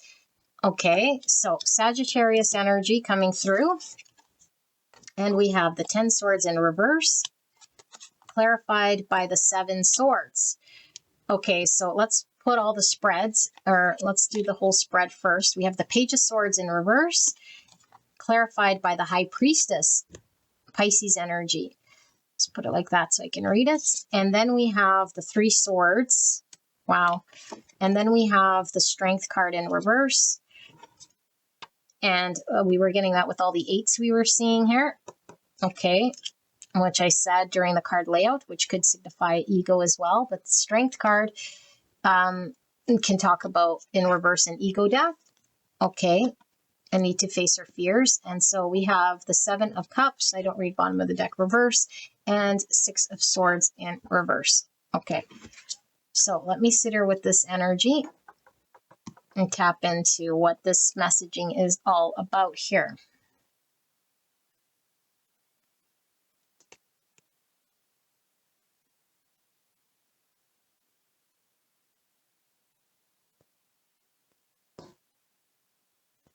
Okay, beautiful angels.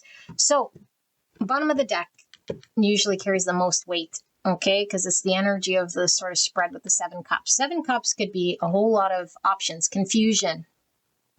Could be our head in the clouds, a need to get more pointed, direct, a need to choose wisely. Not every cup is going to lead to something that's true. Okay, I think we've been stuck here for some time. We saw the devil, and we see 6 swords in reverse. Okay, we're also seeing a 7 swords, which is a form of illusion, a form of sabotage, a form of in denial, trickery. Okay, or see High Priestess here as well. And so I feel like there was a lot not known or understood or seen in our situation. But I also feel like there was a heavy involvement of self in this process. Okay, which was stemmed from the inner child. And when we weren't connected or understanding because we were either disconnected from the intuition or from a deeper knowing, a deeper need for an experience of wisdom so that we can understand, then we could stay in a state of suffering. And I feel like we've been in a state of suffering for some time. The Spirit is talking about the lie to self, the in denial, the false self that is driven from ego, attachment, and identity that we create in order to protect ourselves or to upkeep some sort of thing that we believe is our only way to be or our only way to engage. This is what's falling away. Okay, this is falling away. And why it's falling away is because I feel like we've experienced enough suffering. We've experienced enough to understand how to balance our emotions and our inner experience and our wisdom of the mind and our intellect in order for us to engage. Now, I do feel like Spirit is really talking about there being an ego death, a shedding of the false self. The self that maybe was hanging on unknowingly out of fear or out of a belief, okay, that it was stuck or that it had to remain in some sort of way of being or engaging that was not true, was keeping us in that lower vibe energy. And I think what we've experienced was enough suffering here. And the intuition was pulling through, and the intuition was saying, hey, time for us to acknowledge why this is the case, that there's something deeper, greater, grander going on. And look at the moon and the sun. Again, this dark and light that I was feeling, the negative and positive polarity, or the masculine, feminine balance. Okay, even with this temperance, like I said, this balance. This is all about self-balance, masculine, feminine balance. Okay, I think you're being reborn in this energy, but it's been through the intuition. It's been through not the mind, okay, because the mind was just reacting based on its past experiences, based on its disappointments. It was, if you would have kept acting out of the mind, we would have been acting seven swords, not in line with the truth. We would have been acting in line with the fears. We would have been acting in line with the ego self that wanted to protect itself, that was creating an identity. But it would be either in denial or sabotage. Okay, and so this process of releasing the egoic self, the self that might have been acting out of reaction and response to pains of the past and all of this, this is what's being recognized and understood by you through this experience. Okay, and only through this experience of pain and through this experience of seeing the inner child can we be reborn. The Spirit says this is how you're going to align to this beautiful energy of 9 cups to 10 cups. Okay, you coming, getting exactly your own balance allows you to be in a 9 cups, emotionally fulfilled, will allow you to show up here to create a 10 cup situation. Okay, only through the recognition of your own ego and ego death through the suffering process here. Okay, and so I'm really getting this 7 cups with this 9 cups is wish fulfillment, with this desire, with this Jupiter energy and this blessings. And so I feel like whatever kind of had you navigating through intuitions and fears and self-doubt and devils, okay, I do feel like there might have been a lot of obsessive energy or a strong desire for outcome here. Spirit is saying you're getting aligned with this beautiful desire.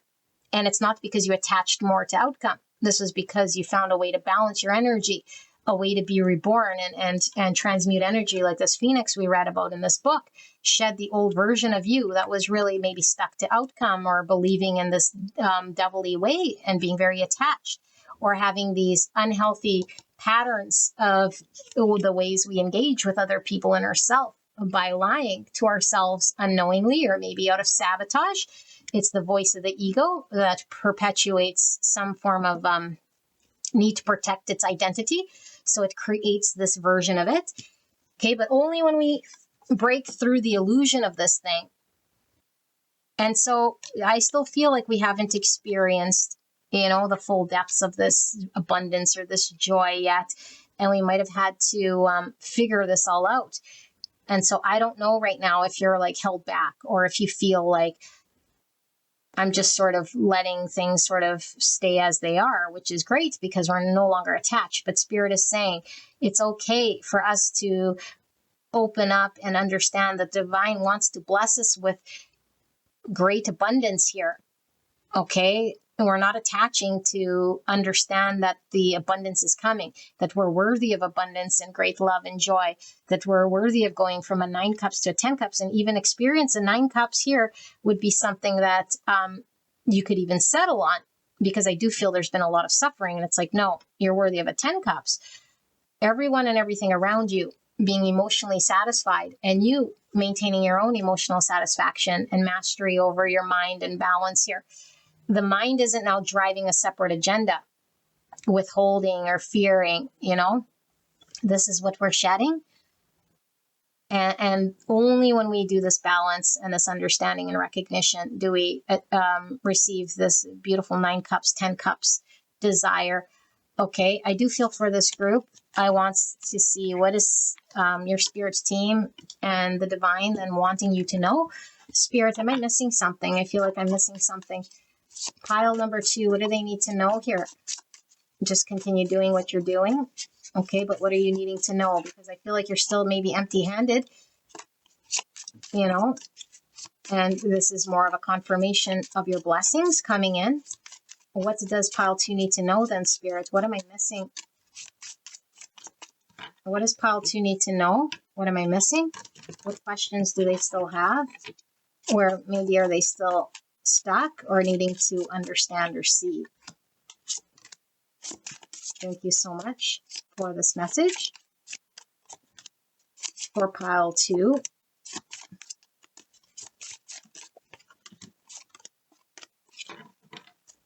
All right, so Hangman, I don't read bottom of the deck reverse. So Hangman, Pisces energy.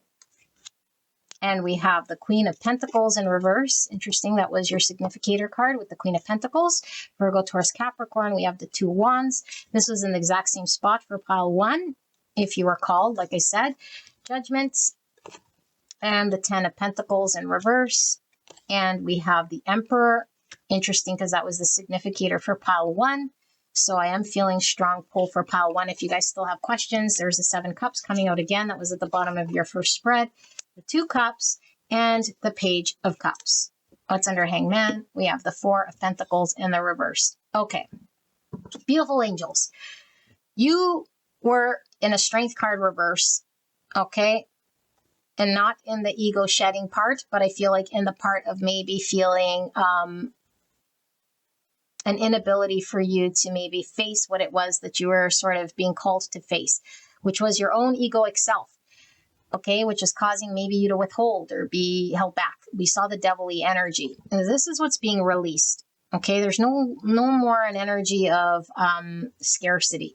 There's no more clinging or being held back. I think you're fully understanding and seeing this. Okay, so we're somewhere between understanding this wisdom, seeing things differently, and things manifesting. Because I don't think things manifested just yet. We still haven't seen the manifestation just yet. And I think that's where the question is, It's like, because we can all of a sudden switch back to the old egoic ways. I don't see anything. Nothing's manifesting your 3D. What's with this love and light? What's with all of this? I don't think we're going to flip back, because I do feel there's a true ego death or a true shattering of the false self. Okay, the identity we create in this pile. If it hasn't happened, then this might not be your pile, or this might be the process of shattering through that egoic belief, because this is true. We're having a true realization, an awakening, an epiphany. This Judgment card is sometimes even known as the Phoenix Rising. Okay, what's the Phoenix Rising? We've transmuted everything that no longer is us. Okay, and so this is this death as well. This is all about transformation. And so it's through a period of reflecting, a period of working with the divine, with this crown chakra. This is a card of enlightenment. The Hangman sits until he understands greater perspectives and understandings of his situation, and sometimes has a complete reversal of how he used to think. Okay, in this case, it was like, maybe I'm victim, or there's separation, or I am all of these thoughts, and I am what other people say of me, and the situation is lacking or disappointing. It's like, no, there's another truth here, and it's a higher, more elevated truth that you're coming to realize. Okay, and the realization here is maybe that I have been maybe giving away my dependence, or that my 3D world was being created by me unknowingly. and that every action I was sort of taking energetically was creating this. And so there was a dependency on others, or a dependency on that world that I was creating, even though I didn't like it. And now I see my choice. And my choice is either I could choose that same world, the same wand, the same comfort zone of the devil, and the victimization, separation consciousness, or I could push myself to choose the other wand that I'm now being privy to understanding, releasing, surrendering, not being held back, and knowing and seeing the great truth that anything that I am going to build will have to start from the inside out here. And so I feel you're wanting to build something, something that'll stand the test of time. You want security, stability, which, by the way, was another theme for pile 1. Okay, and I feel like you now know I have the power to do so through not a doership, but through an understanding, through a wisdom. Look at the sun rising. It's through my clarity, through my enlightenment, through my seeing through the devil, seeing my own ways of engagement, which might have been 7 swords, and truly understanding my own intuition, speaking my truth, making the clarity for myself. Okay, this is the only thing that's going to align me with truths so that I can manifest my wishes. And so I could become very clear. And so we go from this 7 cups energy, which is confusing, so many options, not knowing, head in clouds, to this beautiful 2 cups, which I'm really getting that temperance energy again, a balanced giving and receiving. Okay, state of harmony, and opening up this beautiful heart space, coming through like this beautiful page of cups. Innocence. Okay, this is this inner child that's wanting to give love, receive love, and be open to love. And so the theme again of pile 1 was that in which we're not giving can only ever really be lacking if there is lack, because the universe isn't lacking. Okay, so you might want to play that back. So if we're lacking in love, if we're lacking in the giving and receiving and flow, that means we're not giving enough. So we give, and that is the experience of love. And so the universe has no choice but to give us love back. And so we're opening this heart space. Okay, lots of fire coming through your reading here, which I'm feeling that phoenix rising. It's like the transmutation of that devil, of that shadow, of that belief, of that lack mindset, of that holding back, that other wand where we were sort of stuck. And saying, Spirit, I'm now open to what you've been trying to show me through this painful experience of 3 swords and this confusing experience of 7 cups. It's been painful. It was like death by a million paper cuts, and feeling very bound and stuck in the same ways I've engaged in the past, where I've been thinking things were sort of other people or other circumstances were dictating my happiness or manifesting these things in front of me. But it's like, no, I can have manifestations here. I don't need to depend on faulty situations or experiences. And I have a choice in every moment to choose fear or to choose love. And the other option, the other wands, the more expansive option, to see the greater consciousness here, to really tap into the divine and not to be play small and feed back to devil. Okay, but we have to be very conscious, and we have to be awakened to this. And I feel like did you guys see that card move? That was weird. This card moved down. So we have to be very conscious of this fact. And until we're conscious of this fact, we sort of repeat in the devil. We stay in 7 cups. And so this is awaken to the fact that there is the greater truth.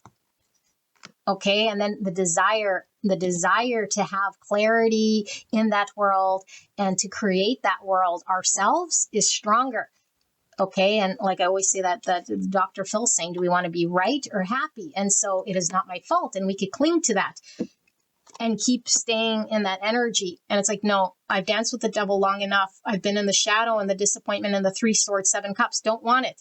What I want is to take full responsibility and say that I am actually creating that environment, by my own choices. And so my desire to get out of this, my desire to choose the wand of love and see things differently from a greater expansive consciousness will allow me to get my desire, will allow there to be harmony and balance, because it's all about balance here. Okay, not clinging to the thing that I've done that was in balance, was creating 3 swords.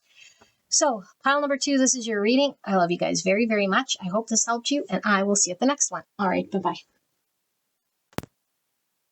Hello, gorgeous angels. Pile number 3, you guys picked the 4 of sacred circles, which is 4 pentacles. in a traditional pack. Okay, so Brave Souls, for those of you tarot readers who know what the Four Pentacles are, because Four Pentacles usually has a bad rap, but like every other card, there is the shadow and the light of the Four Pentacles. And so Four Pentacles is about security, is about stability, it is about, having that in which we're needing. And, in the shadow, it could certainly be about lack, and we're hanging on to what we have because we don't want to risk taking a leap or a change in attaining what could be. And so there's a scarcity that comes with this Four Pentacle, also known as the, the faulty emperor, the emperor that thinks he's an emperor, but he's hanging on to a Four Pentacle when he could be the true emperor and allow the universe to grace him with abundance. Because it's difficult to maintain a Four Pentacle because we're striving, struggling. We could be holding on to something or being too held back. Okay, so we're going to take a look at what is the universe wanting to communicate to you. How is the universe supporting you during this spiritual journey? Maybe through words of affirmation, confirmation, or providing clarity, maybe where you're needing to course correct or understand certain things. Okay, so the best way to do this is to sit through this card layout, what you'll see, feel, or hear throughout this card layout to determine whether this is your pile. If you are in tune with your intuition, you can go straight away to the channeled message. Okay, so let's take a look. We have Delight, card 19. That is the Sun card in the tarot, the 19 here, okay? That's also number 10, which is about completions, ends of cycle, transformation. It's Wheel of Fortune energy. So we have some Leo coming through. The frequency of delight supports our capacity to create and experience feelings of intense joy and happiness. The more delight we feel, the more delight we evoke in others. Beautiful. I'm also getting Divine Masculine energy, some Aries energy. I also mentioned the Emperor. So yes, definitely Aries coming through in Divine Masculine. Okay, we have the Moon's moment with synchronicity. Okay, anytime we see a time like that, sometimes divine timing comes through here, synchronicity. And we have a moon maybe with intuition. So now we got divine feminine energy, masculine, feminine, intuition. Beautiful. And we have the feather of the condor. It says, hold the highest vision for your life. You now possess the ability to move past any hurdles. Wow, that's amazing. Okay, and so we have truth. Lots of black here and getting Scorpio energy. Okay, so 107 or 8. 8 is the strength card in the tarot. It's also star, so we have some more Leo and some Aquarius. 8 is about movement, change, attainment, authority, which is this divine masculine energy, manifestation, leadership, abundance, and goals. So truth, straightforwardness, trustworthy, lawful, reality, objectivity, and compassion. Type 8, the challenger, instinctive center between strength and weakness. All right. And then we have 2 with compulsion, ideal, ego level, altruism. So the red's giving me root chakra, self-forgetfulness, self-sacrifice, love, devotion, generosity, being of service. Type 2, the helper, emotional center between giving and receiving. Wow. And then we have the card 17 with 8 again. So we have 8, 8. 88 is a master number, a higher calling that is grounded in self-awareness and reverence for life. Okay, so this says basic fear, ego level, submission, powerlessness, enslavement, fragility, weakness, subjugation, dependency. Type 8, the challenger, instinctive center between strength and weakness. Here we have the black and the white.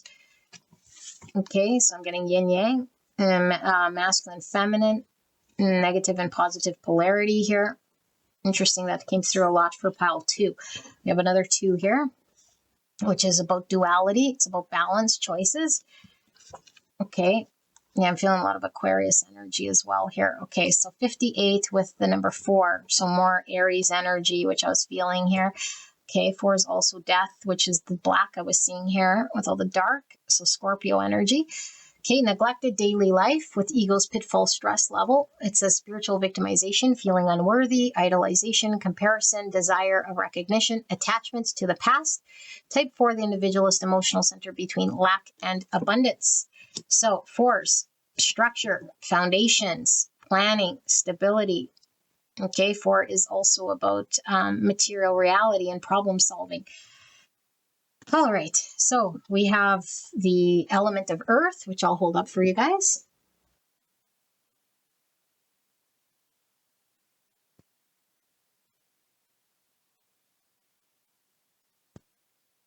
Okay, so this is Virgo, Taurus, Capricorn energy. Getting grounded, manifestation.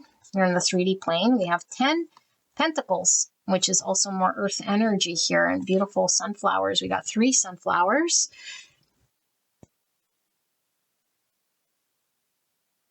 Okay.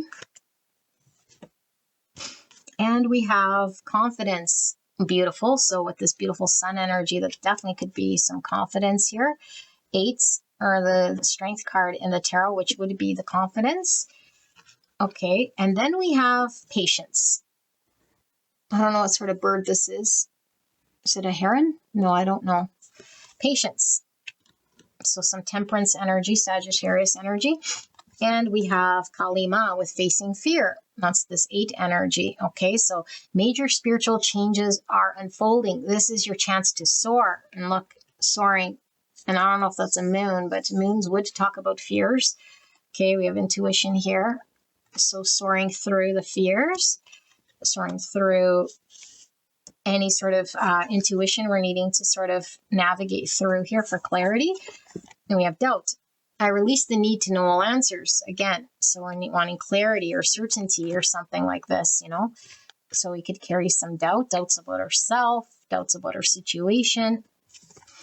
All right. And then we have listen. Wow. Okay. And then, oh, we'll look at the intuitive eye here. So we have listening and seeing. Okay. And then we have reframe. This is happening for me, not to me. Okay. And then we have expansiveness. Eternity is far more creative than the rigid, constrained, and exhausted ego. Yes. And then we have invigorating. Okay. The card of bliss. It says the trigger statement, why am I here? And the true statement is, I make a difference. You will have the motivation you need to express your light. Know that what you do today makes the world a better place. Beautiful. And then we have the card of hiding, 15, or the devil. Okay, Capricorn energy here, or Gemini. Hiding, and look, closing the eyes. This one was about seeing and listening. This one's about what? Closing your eyes, but maybe being led by the intuition. Our eyes are closed. And then we have the card of choice, which is this number 2. Okay, decisions. So, beautiful angel, let me tap into your energy here. You can go click straight away on the channeled message while I sit here with this thing. Look, playing music, okay, which is listening here with this flute. His eyes are closed too.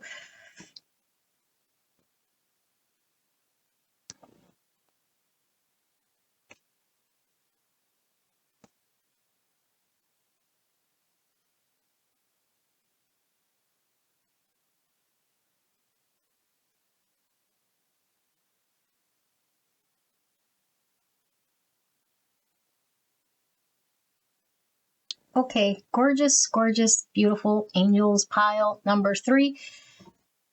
I will read this as your energy, but always keep in mind that this is the strongest energy around you that pulls through here, okay? If it's not for you, then go check out another pile.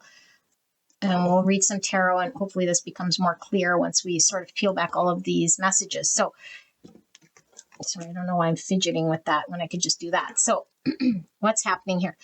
The energy of this person I'm reading here, which I'm going to read as you, is really going through a major shift right now.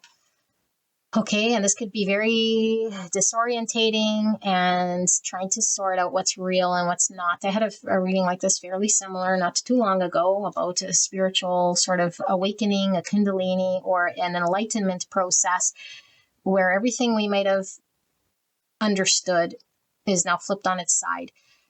Okay, and it's like this by design. It's not to get you to suffer.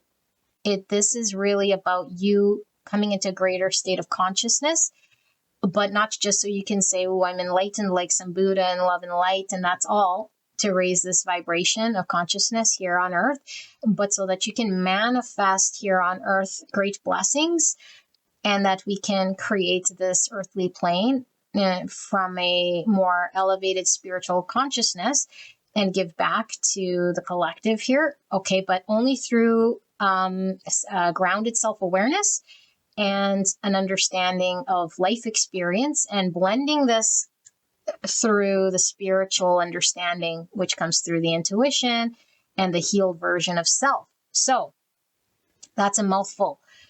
Right now, we're somewhere between the world we used to know, and it's fine because we had an experience in that world. The manifesting world of what you experienced is real to you. Of course it is. You've experienced it, but an experience is a manifestation, and a manifestation comes and goes in reality and out of reality, in reality, out of reality. And so it exists. It's not a complete illusion, because that would be bypassing and not giving an experience credence. Of course, this experience happened, but it isn't real. And so we call it an illusion because the past is no longer here in this present moment. And that experience that manifested through you, however long, okay, because I feel like we've created an identity around that manifestation in the 3D world. I was the mother. I was the employee. I was the whatever you were, the identity you created. I created this home. I created this vision, this company, this whatever. We start to create attachments, and we start to believe we are the avatar that's in that experience, and we become very attached to that. And then we're shown by the universe through an experience that we're not any of those identities, that there is something greater than the 3D world that's manifesting and unmanifesting, that is actually true with a capital T, that is reality. And that's the everlasting self. The everlasting part of yourself is the eternal light that is connected to the divine. This cannot be tainted through experience. It is not something that manifests and unmanifests. It's consciousness, and it is forever. Okay, and it is always in the present moment. Consciousness cannot be in the past, and consciousness cannot live upon the future. Yes, we could imagine, and we could dream of what could exist in the future, or we could reminisce and think of what's gone on in the past. Okay, but this energy is talking about you being in the present moment. And the present moment is very disorientating here because we still have a lot of our old ways of being, old identities that haven't quite fallen away just yet. And the new is coming in. And so we want to believe a lot of the new because it seems very much more centered or true, or gives us a feeling of maybe liberation or freedom or enlightenment or delight or bliss, but is fleeting. Because then we're left with the reality that we've always thought was reality in the 3D world of the disappointments, the lack, the scarcity. Okay, and so we go from the scarcity to experiencing bliss, joy, and then back to the 3D world of disappointment. And so what we're going through all of this for is to find the truth. Okay, now we can never get to the absolute reality of truth because there's only one absolute truth. Okay, it is divine truth. And all that we can sort of navigate through are our own perceptions, and understand that everyone has their own perception and their own experience, no matter how vast. And they're all sort of true from their relative perspective, but that there's a greater reality of all these truths kind of coinciding and existing, manifesting and unmanifesting, manifesting, unmanifesting. And so what's our great truth? We want to be in line with reality. And reality isn't only about the 3D. I am the body. I am this sickness, or I am this illusion of separation. I am all things of the divine. And so this means I am understanding my intuition, things that I cannot see, things that are great and divine. And how are my emotions and my thoughts wrapped up in this? Because I am not my emotions, nor am I my thoughts. And so we're becoming very present of our thoughts and our emotions coming online, rather than just driving the agenda and manifesting here in the 3D. And so there's a lot of moving parts here, which is requiring a lot of patience and also requiring you to trust in the process. And so there's a lot of fears that we sort of are faced with when we trust, because this means abandoning parts of self that maybe we hung on to and clung on to. This is who I am. This is what provides my security. This is real to me. And so if I let go of this understanding, this belief, or this thing, what am I left with? Maybe there might be lack. Maybe there might be scarcity. Maybe there might be nothing. And I'm sort of trusting. And Spirit saying, yes, child, trust. Trust that when you let go, that all abundant things will flow. Trust that when you let go, you're actually saying, I surrender to this process. Trust that when you let go of one sort of mindset, identity, perception, you open yourself up to everything else that's out there, different perceptions and full understanding, a range of different perceptions. It's like now being open to the catalog. What do I truly want to feel and see and believe? Is it in line with the greatest truth, my great truth of what serves me?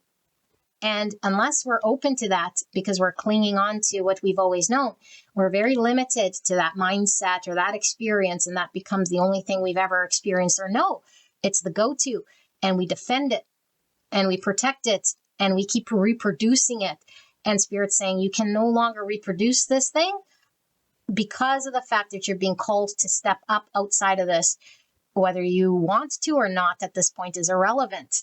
I think you signed up for this. There goes my email. You signed up for this in a past life, and you've outstayed this sort of welcome, if you will. There's now a point of growth, which is very spiritual, and it's pulling you from this just making do, chasing our tail, potentially.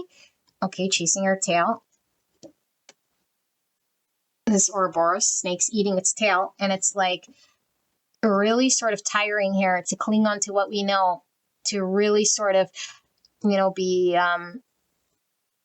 what is the terminology? Like when we're just sort of trying to upkeep the world and survive this way and chase our desires and our outcome and maintain. It's tiring. It's exhausting. There is no need to cling, maintain, be withholding. And there's a more expansive energy of consciousness, which allows you to trust the divine. And this whole process takes time. It takes time to trust the divine, because through this, you're understanding yourself. And so maybe we have a lack of self-trust, a lack of self-confidence, a lack of understanding. But it isn't really necessarily our fault. It's been through us being maybe asleep or unconscious, or even just knowing what does happen when I surrender, what does happen when I learn to trust myself and my intuition. And this could be a wavering sort of experience where we sort of go back, because the fear sort of kicks in. And we might start to have an experience we don't like all of a sudden and go back into the old mindset or cling to the old story. And so we might feel like the ego, is really us. And so we might really identify with that I really have the ability here to be the doer and be in control and force an outcome or create my world and my stability. And that is a belief that is just a belief. It is not a truth. A truth is that the divine is creating the reality, and our only suffering comes from believing that we have any sort of control and attached to outcome. And when it doesn't work out, we feel disappointed. We might feel anger. We might feel a lot of fear because we're really attached to that outcome turning out exactly how I willed it to be. And Spirit says, no, you're learning that it's not about will, and it's not just about the 3D. Yes, you're having a 3D experience in this meat suit, but you're also your intuition. You're also your emotions. You're also having to navigate through your experiences here so you can develop this inner trust and this confidence in what you don't see. Which is really coming through the divine, coming through, like I said, your intuition and your feels. That it might not necessarily be manifested just yet. And so what's this leading to? It will lead to a beautiful manifestation of a version of you that's grounded in authentic self-confidence, and a highly attuned ability to tap into intuition and to your emotions, and for you to really be aligned with your true purpose. Why am I here? I make a difference. So chasing our tail, not knowing our purpose, playing someone else's symphony potentially, playing an instrument in someone else's symphony, when there's a truth here. And the truth is that you're being called for your greatest purpose. And this purpose will manifest and unfold beautifully, but not prematurely. And so I feel for this group, if you're resonating, we're seeing a lot of signs, a lot of synchronicities, a lot of angel numbers, a lot of dreams. We're being guided by the divine, high intuitive experiences, things that are outside of our everyday sort of manifestations that we haven't experienced maybe in the past. Okay, and it might be very intense, and we might not be knowing what to do with it. And for some of you guys, you might even be on this path for some time and feel completely sort of in the middle, no man land, in the void. I'm no longer attached to my old identity, the egoic self, but I'm also not fully realized. Okay, and when I say realized, it's like a conscious being that's fully sort of in tune with the intuition and the shadow self and the full realization of emotions and what are sort of driving these egoic identities. And we're somewhere in between. And we're sort of not liking this. And why we don't like it is because, at least in my ignorant self, I could manifest a belief of control and outcome and be sort of covered up in that veil. And now the veil's been removed, but I'm also not aligned with my purpose. And so what am I doing here, Spirit? I feel like I'm spinning my wheels. I feel like I'm not getting anywhere. I feel like I want to maybe go back or cling to what it was that I knew, because at least then I had some peace. And Spirit saying, no, this message here is for you to trust. Do not doubt. Have confidence in your ability to overcome this with your experience throughout this, and trust that you'll get to the other side, and your belief in Spirit, okay, through a surrender process and through acceptance that there's different realities that might be experienced, but neither of them are sort of let's say the ultimate truth, that there's one sort of ultimate truth that no one can really fully understand, because they'll always come in with their own perception. They'll always come in with their own sort of understanding or idea. And so as long as we know I have my own perception, I have my own experience, and it is okay, but it is not the be all end all. And I have confidence that there's greater potential and that I will be aligned with something greater here for my purpose. But all I'm being asked to do is to surrender, trust, and let go of the doer, which, by the way, the ego is going to want to cling on to it tooth and nail, and it's going to want to convince you that this other path is confusing. This other path creates confusion, doubt, and it's not true. And so there's a need to really reframe this whole experience as something very spiritual, and keep kicking it back to the fact that all of these dreams and all of these unexplainable experiences that I'm having, strong intuitive pulls, and all of this is real. I'm experiencing it, and I'm not going to gaslight myself or bypass this and say it doesn't exist, or I'm not going to all of a sudden give in to my fears and submit because the ego is fearful of what might come next. That I'm going to reframe this as a true blessing of expansiveness, that my consciousness is opening up, and whatever I wasn't seeing, whatever I wasn't connected to, like my intuition or the true reasons of why I was engaged the way I was, I'm going to see it and I'm going to accept it, whatever it might be, whether it's pleasant or not pleasant. And that's just a judgment and a perception. It is what it is. And so my only job is to welcome it, reality, the version of me that I'm left with, and see it and come with this expansive sort of understanding. Because I do feel like we could still be dancing with the devil here with the number 15. Okay, and so what's the devil?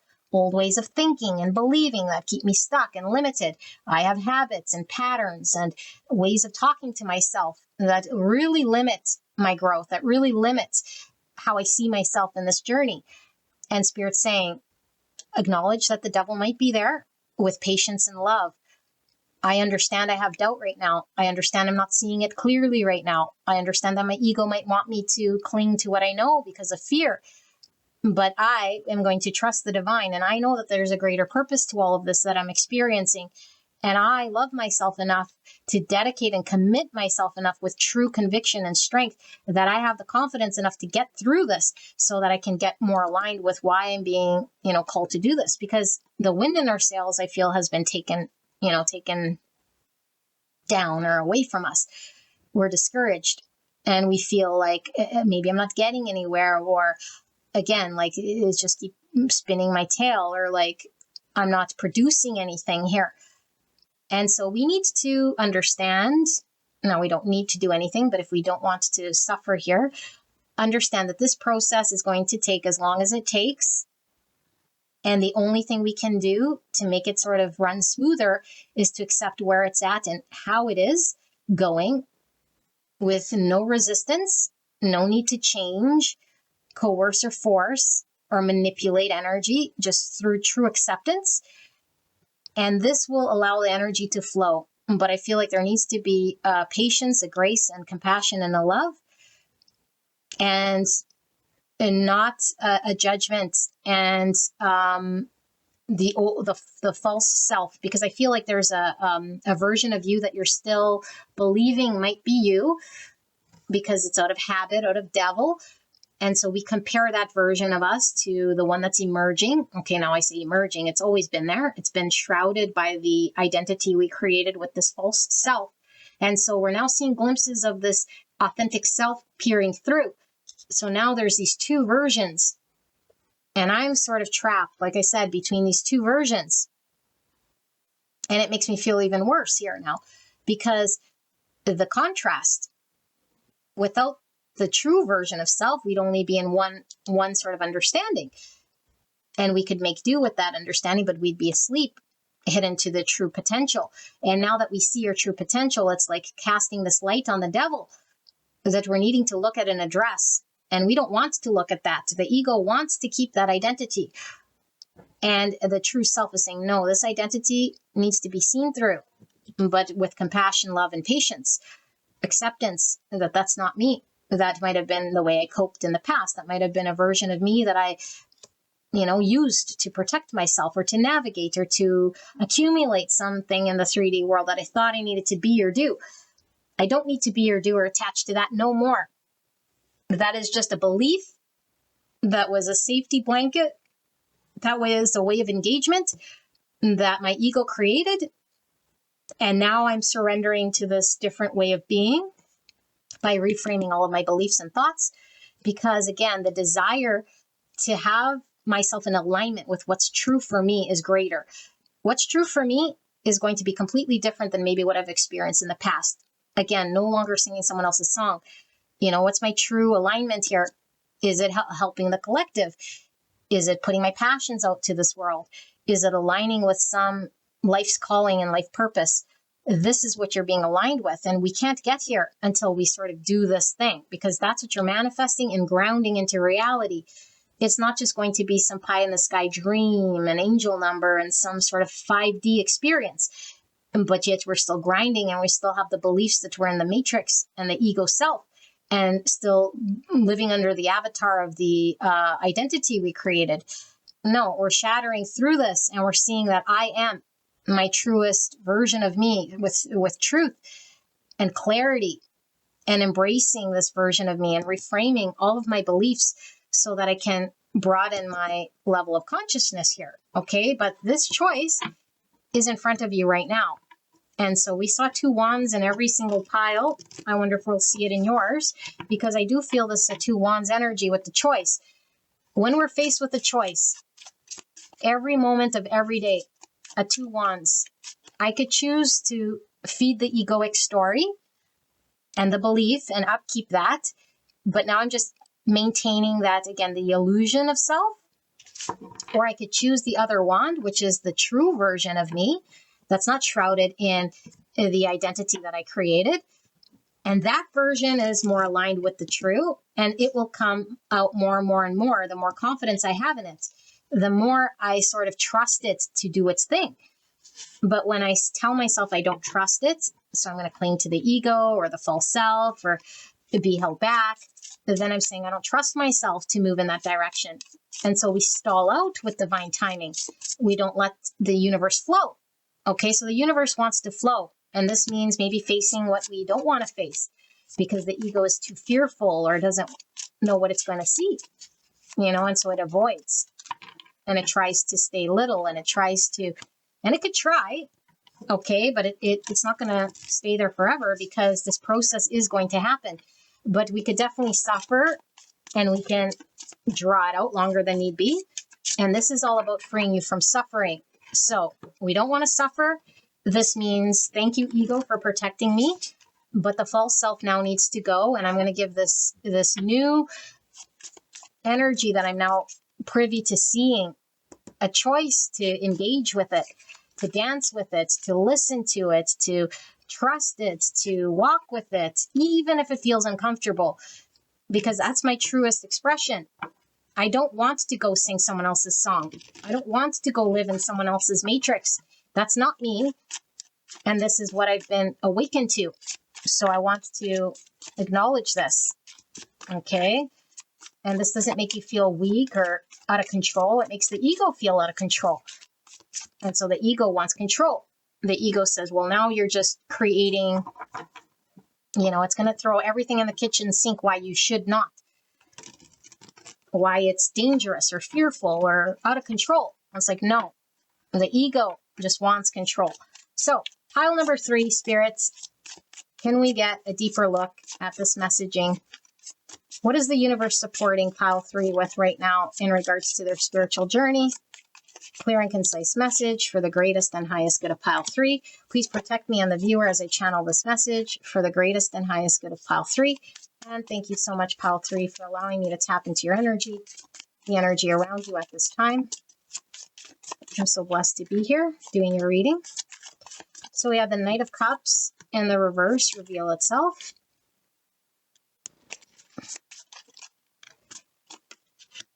Okay, a lot of cards coming out for you guys. The Lovers. Lovers is a card of choice, okay? So what did I talk about that was really coming through here? Okay, this is the life purpose. Why am I here? I make a difference.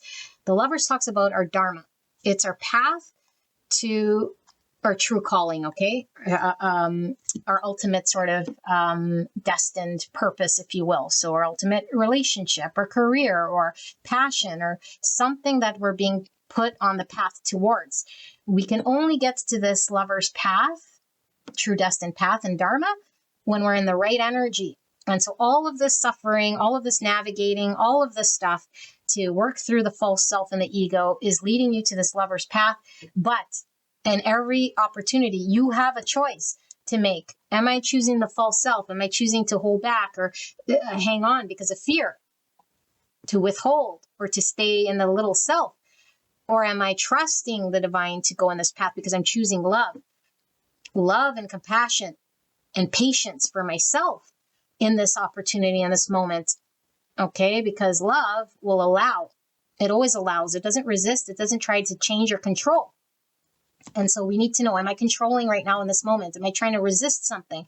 Am I trying to refuse something? Am I trying to block something or manipulate something? Then that's not loving. That's fear acting. That's ego acting. That's the false self trying to get in there. Okay, so this is what you're being aligned to. The King of Coins in reverse. So the King of Coins is all about stability, security, and he builds his empire. Okay, and so remember I talked about the false emperor, because when we have a 4 pentacle, we think we have it all sort of together, but it's really not from the greatest abundant mindset. The King of Pentacles gets there truly from a place of abundance, not from a place of lack. So right now, I feel like this is all about your 3D world and creating your legacy and your purpose in the 3D world. Okay, so this doesn't mean that it's not spiritual, or it's not like a purpose that might have a lot of like heavy spiritual meaning, okay, or investment. But what this means is your purpose and contribution to the collective of what your calling is for, okay, again, whether it be a relationship, a career, or a passion, or something like this, is going to create your abundance and your legacy. But you're going to get there through an actual manifestation of this, not through bypassing and not through the ego and not through a lack mindset, but from a way of getting there. Okay. But actually getting there in the 3D world. And so this is what this process is. Okay. And nothing says it has to be long and drawn out. It just has to be authentic. Because when we bypass, it's like we're leaping over certain things and experiences. And Spirit says, no, there's no way around this. Everything that's happening is for you to experience. And you always have a choice to choose love or fear. And every time you choose love, every time you go above the fear, you're now transmuting that fear and that shadow of the false self into authentic. And your authentic self gets bigger and bigger and bigger. This happens over a period of process. And then we become this beautiful King of Pentacles in the 3D world. But when we run, or when we try to avoid, or when we try to bypass and leap over, where's my purpose? Or just throw in the towel. We're not experiencing the process that we're being called to do, which is every moment, and we're given that decision. Okay, and through time, we will build this legacy and this confidence in the 3D world of manifestation here. So Page of Cups, opening the heart space, and the Knight of Cups in reverse. So the Page of Cups is the early stages of opening our heart space. This is about our passions, listening to, our creative spark. His head's on fire here, okay? So there's like a lot of intensity and passion in following our creative pursuits. But I feel like we're not in line with it just yet. And this is why we're being sort of awakened, triggered. Okay, I feel like your intuition's coming online, and things you weren't seeing or understanding, you weren't connected to in the past. And all in order to align you with taking action, proper action, to follow your purpose when it comes to your creative pursuits, relationships, and whatever this might be, art, career, contribution to the collective. Okay, it's misaligned. And right now we're opening this up. I feel like a lot of you guys are going through a heart opening here, or at least there's an understanding of what speaks to your heart. And it's not wherever you've been. Wherever you've been was playing small. Okay, according to this spread, 7 of Cups in reverse and the Ace of Coins in the reverse. So 7 of Cups can really talk about a lot of confusion, but a lot of options and not really being pointed, and a need to choose. And I feel like the need to choose was to get out of some sort of rat race, someone else's story for us, and really manifest something worth having. Okay, but it's been blocked, and I feel like it still is potentially blocked here. The minute we sort of align with our heart and move in that direction, Spirit is assuring there's going to be a manifestation. The seed is planted, something worth having, something you could build from a 1 to a 10 and become this beautiful King of Pentacles, building your legacy. Okay, but it takes the first seed having to be planted and nourished, and we got to move towards there. This all will happen through an organic process. Okay, but we need to, again, the choice. Okay, we need to see the choices in front of us, because sometimes the cup we choose might be fear. It might be just choosing the same old cup. Or are we choosing differently? Are we choosing love? Are we choosing to, actually do something different? The choice is always ours, and it's in front of you right now.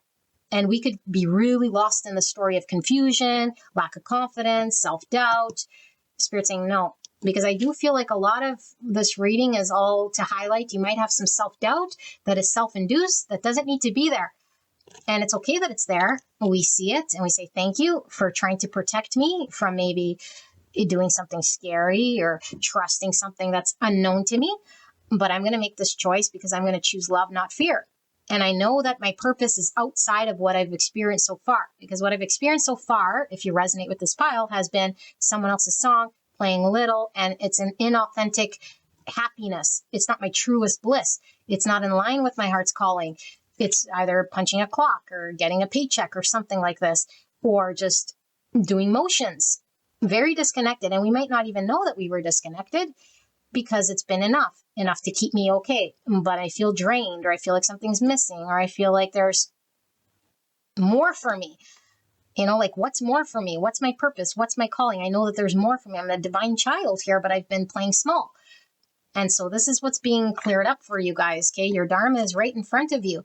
Now look at this Empress in reverse and the Knight of Coins in reverse. So again, this is like through self-realization, an ability to give and receive abundance here of myself, okay, which, by the way, always stems from a place of love, passion. So my love, my passion, my ability to be in line with abundance, but right now is blocked. And so in the 3D, my abundance is also blocked. Okay, so this is really about as above, so below. And we need to get connected to the above. Now, again, we don't need anything, but to free us from this confusion and this in two worlds, we connect to the above, we connect to the divine, we connect to the intuition. We have confidence in that. And we don't dismiss the 3D, but we see in the 3D how we've been engaged, and we transmute what's not working so that we can move and manifest from the 3D, or sorry, from the 5D into the 3D, something tangible and something fruitful, something abundant. Okay? We're the one getting in the way of our own abundance. We're the ones getting in the way of the own manifestation. And I feel like this blessing, this purpose is going to give you great, great abundance in the financial realm, resources, 3D abundance here. Okay, but it hasn't been born yet because this hasn't been chosen by you yet. Yeah, Two of Wands, which is really feeling from this. Like I said, this came up for all piles, but it is in the reverse because I don't feel like we see it, and we're still navigating this. So we don't even know we're at a crossroads. We don't even know that we have a choice in front of us. We just feel like this is happening to me. And Spirit's waking you up a little bit and expanding your consciousness, saying, no, no, no, no, no. It's not happening to you. It's a for you until you see this. But you have to make the choice to see it, that we're not just getting ping-ponged around.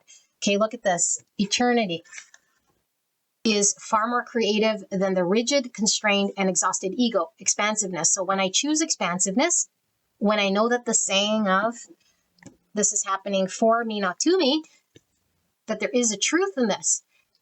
And I'm not just bypassing and believing this, kind of resisting it. I'm actually open to understanding that this experience has a purpose. I truly believe it. We got to get there step by step. We have to get here to overcome the suffering, because there is a difference you're going to make, but only when you truly inner believe that this is happening for me to get there. I need to believe in this so I can get there. Otherwise, I feel like I'm just sort of at the mercy of the matrix. Okay, this is true expansive consciousness, knowing that there's more. There's more than what I have experienced. There's more than what I think and believe. My beliefs are just a small little part, and there's more. Okay, because we would be very egoic to think we know it all just based on our experience, that my perception is reality. No, it's a relative perspective. It's a little bit of reality, but everyone has perspective, which could be completely different and contradicting yours.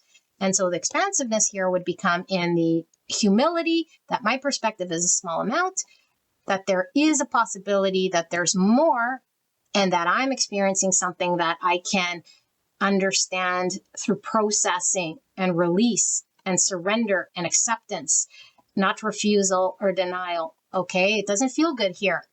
And I feel like your purpose is coming. 3 Wands, look at that expansion. Your ship is coming. You're going to get on the ship to move out of this energy, because I think you've been in this energy for a little too long now, and you don't want to sit here. And we don't want to be in no man's land in the void. We want to have true purpose. Maybe the ego wants true purpose right now, and that's fine if the ego wants the purpose, but then we work on the spiritual ego, that this isn't about giving us another identity. This is truly about liberating us from false identities, including spiritual ones, where we could truly be ourselves, where we're truly getting expansiveness in our consciousness and moving, our spirit is growing, and we're moving towards something different rather than where we've been sort of situated. 2 of coins, so choice. Okay, but here we're seeing the 3. And so I feel like what Spirit is really talking about is your foot's in 2 worlds right now, and we're swinging on the pendulum. And I do feel like we might still have this belief in the false self that provides the scarcity, the need to cling, and the need to sort of do what we do because the fear is louder, the ego is louder, the identity is louder. We need to protect ourselves. And then there's the other pentacle, because you get a taste of the beauty that is on the other side. And it kind of comes and goes. And Spirit's saying, allow this process to happen with patience and acceptance. You will get grounded and balanced. And once you get grounded and balanced, you're going to create your 3 pentacle. Okay, you'll get the resources, the people, but only when you're balanced to create it. And this will be the seed you need to plant to a 10 pentacle and to become this king of pentacle, to leave your legacy behind, to really align yourself with your purpose, your calling, your manifestation. It's there for you. It can't miss you. You're not going to miss it. You know, you're not the only person here who doesn't have any purpose, and then you're just sort of stuck in this void. Spirit is saying, no, you're seeing these things and you're getting in tune with all of these things for a very good reason. You're destined to go down this. There's some purpose you're being called to really deliver here, and it's true abundance, but you must be in the right energy. Okay, so you might be developing into this beautiful empress, regardless of gender. It's like this empress knows her value and her self-worth, and she's aligned with abundance. And then her 3D world starts to manifest this way. Everyone will sort of align around you. Okay, the right companies, the right people, the right resources, and you start to work your way through it in the 3D world. But we're navigating through the spiritual, we're navigating through the emotions, we're navigating through the unseen, we're navigating through the devil, the ego, the shadow, the things that we can't quite grasp, because these are all fears, egos, identities. And then we're being honest with where our heart's truly aligned. And proving to the universe that I, despite all these fears, am always choosing what's aligned with my heart. Because once we do this, Spirit says, yes, you truly understand and you're aligned. You're not just giving it lip service. You're actually choosing to surrender and choosing to work with the divine. And then the divine has no choice but to grant you your blessings and your abundance. But when you resist and fight and think you're the doer, you're now butting up against the universe. I know better. The ego. Okay, the ego will know better. The ego wants to control, or the ego thinks that it has more security elsewhere. No, that's just a thought. And it's an egoic belief that needs to be deconstructed. You're not seeing the great truth. Great truth is you're all abundance. Great truth is there is more here for you. It's expansive. You'll get there. Trust. Okay, have confidence in yourself and in spirit. Because spirit is the divine, and it's perfect, and it's all abundant, always. There's no lack, only the lack that you're telling yourself you're seeing. So you're creating that belief in lack. Undo that belief in lack. There is no lack. It's all abundant right here, right now. The choice is always there to choose love and not fear. Okay, beautiful pile number 3. This is your reading. I hope this helped you. If you're called to another pile, I do suggest you go over there. One might be helpful to you. Okay, and I will see you at the next one. All right, bye-bye.